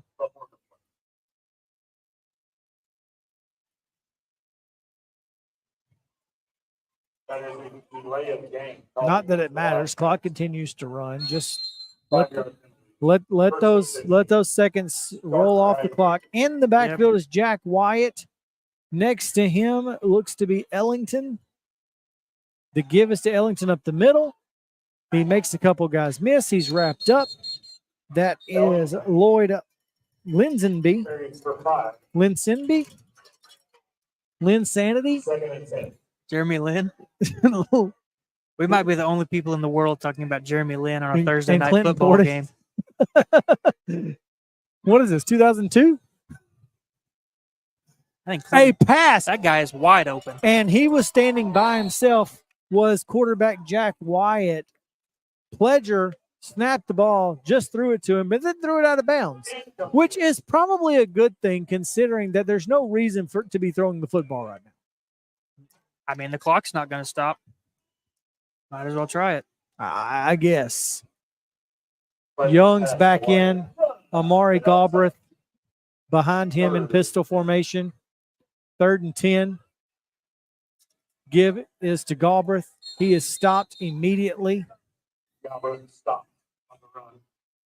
Good job there by Cross Sneed and Moses Bird. Makes it 4th and 9. We'll see what the Wildcats elect to do here with 7:25 and counting in the 3rd quarter. I think Clinton Portis was retired before I was born. Fourth down. That's very possible. Give up the middle on 4th down. Gains about 3. Carry up the right Does side. Jack Stein. No. Avari Galbraith. I apologize. 0 and 8. They kind of look the same. Never mind that they definitely don't look the same. The two players. No. And That's this my bad. Yeah, and this might be the first time all night that the Clarksville offense has been forced off the field without scoring a touchdown. And you use forced loosely there. I mean, they ran up the middle on 4th and 9. They did. So 5 wide receivers now for the Cobras. Motion here. The pass is to Hunter around the right side on that jet sweep, but it does go down as a pass. 0 yards on the play. 3:38 p.m. first pitch.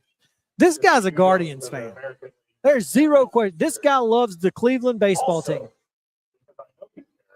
The Dodgers beat the Padres last night. 8-0 14 game 5. I thought he was talking. I was like, how do you know they beat the Padres? You're talking about last night. Guardians, Tigers, Jeremy Lin, Clinton Portis. It's heck of a night. Heck of a night. Kirkwood, Clarksville. You've got a receiver covered up here, and he's going to go downfield, which the ball goes behind the line, so I don't guess it matters. The pass is to Lee Buggs, who is wrapped up in the backfield. Going to be 3rd and about 12 after a loss of 2 on that play. Just if they've got 100 yards offense, I'll be shocked. I don't think they've got 100 yards total offense.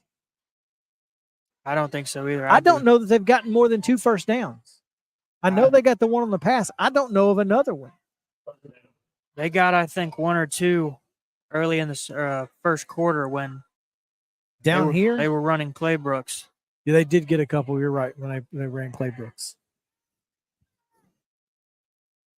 Redding looks to his left, wanted Claybrooks. Nobody there. Flush to his right. Gonna pull it. Goes out of bounds. They mark him out of bounds with a loss of 1. 4th and 13. Seems to be a theme for Redding tonight, getting hit in the backfield. Flushed, doing everything he can. What do you do? There's nothing you can do if you're this young man. He has played his heart out tonight, and there's just been nothing there for him. Clarksville's dominated the line of scrimmage on both sides of the ball. I mean, even when Redding tries to find a man, there's no time to, and nobody's open. Hudson Marsh, the freshman, backup quarterback and punter, comes on. Delay of game. Back him up 5 more. The flag is for delay of game against Kirkwood.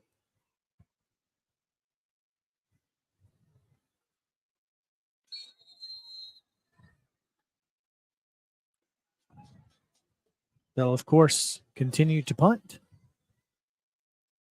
Corbin Reynolds has fielded every punt so far tonight as the up back. They come after it. Good punt this time. Great job. Bounces up to 35. Amari Galbraith thought about trying to pick it up, but decided to let it roll. It rolls dead at the 26, and that'll be the worst starting field position that Clarksville's had in a while, if not all night. Yeah, Hudson Marsh, the punter, is, I would stretch to say he's been Kirkwood's best player tonight. Well, just for getting them off. Just for getting the punts off. And, yeah, 6 74 yards away from the end of it. I can't remember them being any farther away for starting field position. So Pledger in the backfield at quarterback. He rolls to his right on a play fake. He's forced up the middle. He's got a man wide open is Dalrymple. Ball falls incomplete, however, unable to turn around to get to make the catch. Ineligible man downfield anyway for Clarksville because they never throw the ball, so their linemen don't know they can't go downfield. That'll back them up 5 as we approach 2 minutes to go here in the third quarter. It's either an illegal man downfield or the ref's head itches. I'm not sure which. Seems to be 5 yards either way. It's 5 yards either way. He's punishing people for his head itching. 1st and 15 here. Give up the middle. Maybe 2 or 3 to the 25. Ellington carries it, and he is stopped before it's about a 4-yard gain, so 2nd and 11 here. Youngs and Galbraith in the backfield.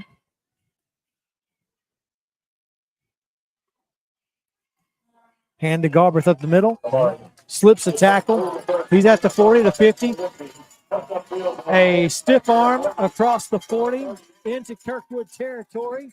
Down to the 39-yard line goes Amari Galbraith. Under a minute to go here in the third quarter. Big run there by Galbraith.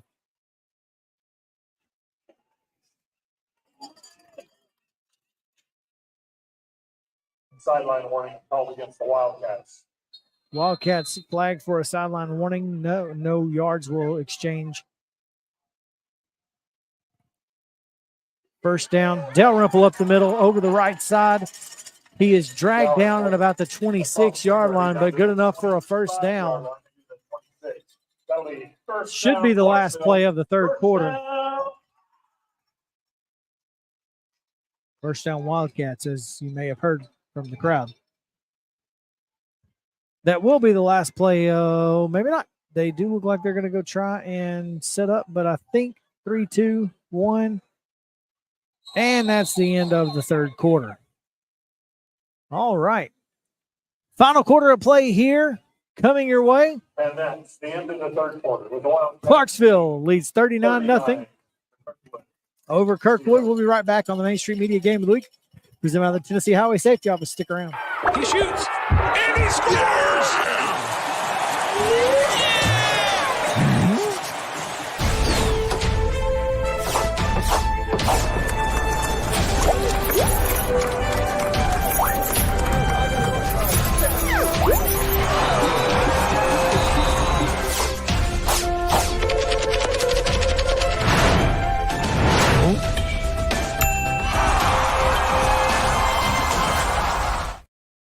T-shirts. Ready to launch. You get on your head. Put your hands in. Best throw of the night coming from the cheerleaders here on the sideline. Another drop. Let's see if they can get it all the way up here. Just a little bit shy. Just a little bit shy. Nothing gets people more excited than a free T-shirt, folks. Flag on the play. Wyatt completes the pass to Wiggins, the kicker. But there is a flag on the far side, and it is on the side of Clarksville. Typically means that will go against the offense, whichever side they throw the flag on. We'll get the call here from the official. Illegal procedure. Likely not enough men on the line of scrimmage. That'll back them up 5, and we play on. Illegal. Wiggins got bored with kicking the ball away, so they let him catch one. They dialed him up a pass play. And he made the catch. Good job there. Young's in the backfield. This is Galbraith with him. Galbraith takes it up the middle, down to the 25-yard line. Brings up second and about 9. Under 11 minutes to play here. Calvin, didn't see this one coming. I don't think anybody did except Clarksville and Isaac Shelby and all of their fans. What a great performance by this Clarksville team. Caden Pledger in the backfield now. He's got Dalrymple behind him. Pledger drops to pass, looks to the outside, and incomplete. Intended for Corbin Reynolds, who I think that is Jamarcus Watkins. Went in and out of his hands.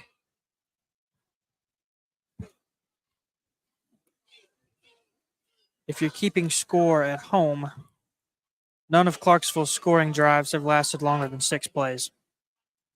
What play is this? This will be play number 7. So if they score here, then that will be a moot point. Another flag on the play. False start is the early indication. Against the Wildcats, they'll bring it back. It is indeed a false start. They'll back him up, and that'll make it 3rd and 14 from the Kirkwood 30-yard line.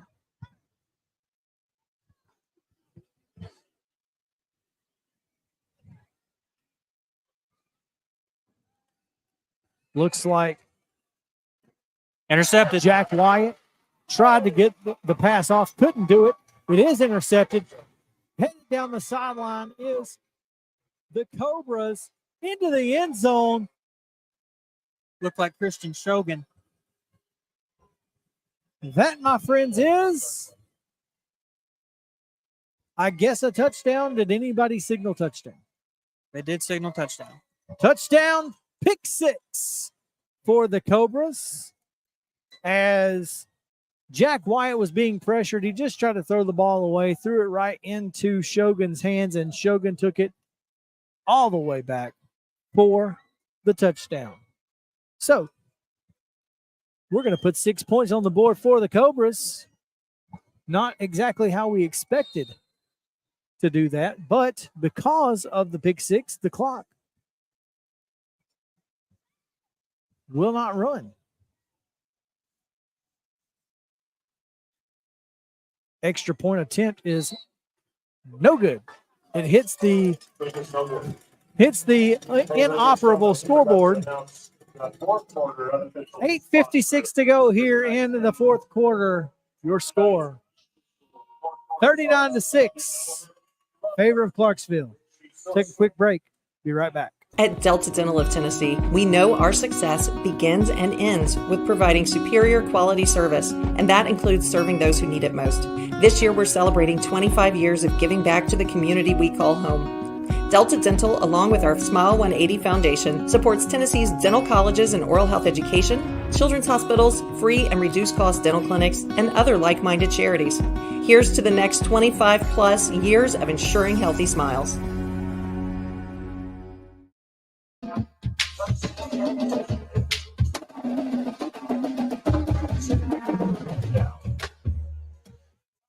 Kirkwood to tee it up here. We'll see if they try an onside kick. I mean, it would result in about the same field position Clarksville's had for most of the night.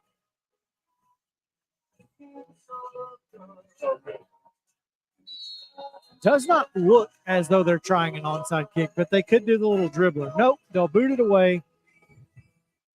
Fielded at the 8-yard line by Watkins. Watkins makes a guy miss. He's across the 35 to the 40, down to the 41, where the Wildcats will start. Gets all the way to the 41. First down, Wildcats. 1st and 10, Wildcats. Region from McGavick High School. 6. The Red School, 17. 17-6, Rossview leads McGavick in non-region play. Not sure Clarksville's going to get this one off either. They got a delay of game penalty to start the first drive of this half, and I don't think they're going to get this one off either. It's 8, 7, 6, 5, 4, 3. They go under center here in the smokestack eye. Goes up the middle, does Dalrymple for a gain of 3 down to the 44. They got the play off and gained some yards. How about that? The PA guy doesn't even know who had the ball. I mean, they handed it to one of the guys in the straight eye. One of them. They'll go back to that smokestack eye. This time it is Pledger under center. Putting some stuff on tape for those teams that they have to play in the future, I guess. Once again, the hand is to Dalrymple. Did the ball come out? No, the ball did not come out. He gets down to the 48-yard line where it'll be 3rd and now 3 for the Wildcats as we have 7 minutes remaining in the fourth quarter. Your score 39-6 in favor of the homestanding Wildcats over crosstown and cross-region rival Kirkwood, who came into this game looking to make a statement. They made a statement. I'm just not sure it was the one they were trying to make. Certainly not. Dalrymple with the pitch. He goes over the right side. He's going to get 2 yards short of the first down. Right at midfield is where they'll mark him, and he'll be a yard shy of the first down. See what Isaac Shelby elects to do here. He looks like he's going to send out Trey Youngs, the quarterback, but Youngs also is the guy who quick kicked earlier, so we'll see. It looks like they're going to go to the smokestack eye, so they'll just try to continue to control the ball and control the clock. Here's the snap. Give us to the up back. Looks like Galbraith. He gets across the 45 to the 43. Plenty of yards for the first down. Kirkwood is saying they have the football. They do have the football, but it doesn't appear as if the officials care. First down, Wildcats. First down.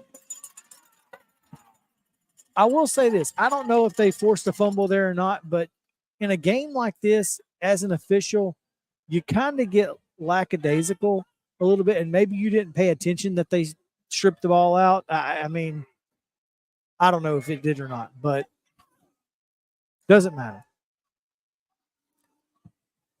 Turns, hands to Dalrymple, gets 5 yards-ish, 38 down to the 38. 5 minutes to go here in the fourth quarter. Yeah, those officials out on the field might be wanting to go home as about as bad as the Cobras and all of their fans want to right now. Great night for senior night here, and the Wildcats certainly giving all of their family and friends a show, imposing their will. Pitch to the near side is Dalrymple, and he's gone. He's to the 20 to 15. He makes a cut back to the middle of the field. Touchdown, Wildcats, just for good measure.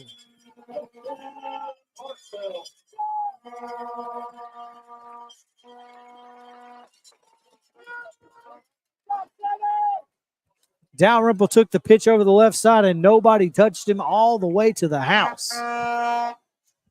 That was a 37-yard run. Wiggins set the kick the extra point. The snap, the hole, the kick. The kick is up. It's up. The kick is good. Through the wickets and into the woods for the extra point. It's good.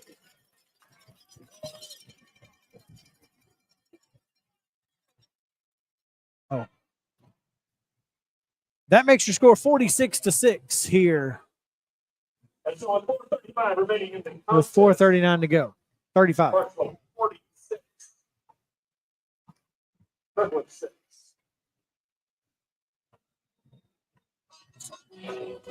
Little Rocky Top here in Clarksville.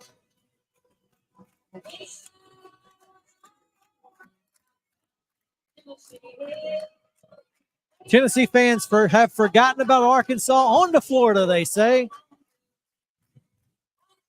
Those of us with battered ball syndrome, not sure we're quite ready for this Florida game. Ooh. It doesn't matter how bad Florida seems to be. They always seem to give Tennessee a game.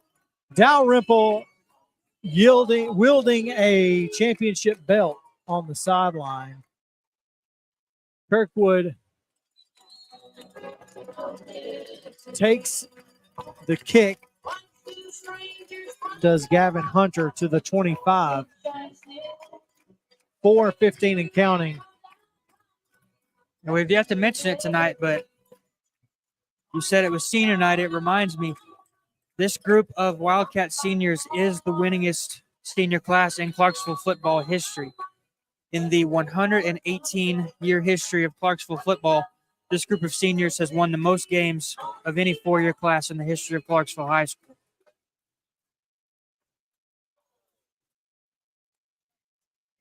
They broke the huddle with 13 and no flags. Just is what it is. Another long pass attempt, and he was hammered in the backfield by Ben Moore and Jack Stein. Ball was knocked away in double coverage in the defensive backfield. 22 straight coming into tonight, 23 straight regular season wins for these Wildcats. Yeah, we talked about it during halftime. They've dominated this area for a long time. You know, after the way last season went, they went undefeated in the regular season. Claybrooks over the left side. He's got a little bit of room. He'll get across the 40 to the 41 before he's tripped up and brought down. Clarksville finished undefeated in regular season last year and was bounced out in the first round of the playoff last year. You know, Isaac Shelby said before this season that they're finding any and all way possible to try and win those playoff games. Win if and when they get there. They're definitely going to go. Claybrooks up the middle. Followed a block. Took a little stutter step behind the line. Got the sliver. Got across midfield for another first down with 2:23 to go. No huddle right here for the Cobras. Redding again. Takes the snap. Snap is low. Play fake. Ball falls out. It's going to be scooped up. That is Avari Galbraith, who is run down from behind. Touchdown saving tackle there by Alex Coffin, the offensive lineman who got up, ran down Galbraith from behind to make sure that he did not add to the 46-6 lead here. First down, Clarksville. 1.5 minutes to go.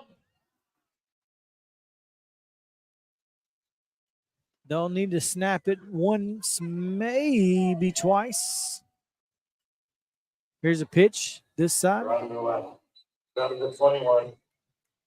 That's Watkins on the carry. Watkins with the carry. He's met at about the line of scrimmage. They've still not started the 40-second clock, by the way. They're just waiting as long as they can. I think they're just going to let this one go. Now they've started it. So one more snap to get it under 40. And that should do it for this one. Calvin, not the game we expected, but a fantastic performance by these Wildcats. You got to feel like that they may have taken a step forward tonight in kind of proving to themselves, proving to everybody else, hey, this region runs through here, and we don't care what you say. You're exactly right. It's run through them for a long time, and, you know, tonight it was just the first exclamation point in, you know, kind of reaffirming that statement. You know, next week they've got rival Rossview. You know, they take care of business against Rossview. They're in the driver's seat for the Region 7 6A title. That's going to do it here as time winds down from Clarksville and Hilda J. Richardson Field. Your final score, Clarksville 46, Kirkwood 6. Thank you guys for tuning in to the Main Street Media Game of the Week. Next week is on Friday. Calvin, we appreciate you. Thank you for having me out tonight, Chris. It was fun watching this crosstown matchup. You know, it was awesome. And of course, I had fun. you'll have full coverage of tonight's game on Main Street, Clarksville, MainStreetPreps.com, all of that. If you would like to go back and read about this one, then you are a true sicko. You have to be a sicko to want to read about this one, but I had fun. Please do read it, because he will work hard. Hear what Isaac Shelby and Chad Watson have to say. For Calvin White and all of the folks back at Main Street Media Television, I'm Chris Yow. We'll be back next week on Friday night from Linville, Tennessee, where Richland hosts Summertown. This has been a production of Main Street Media Television. Thanks for tuning in. We'll see you next week.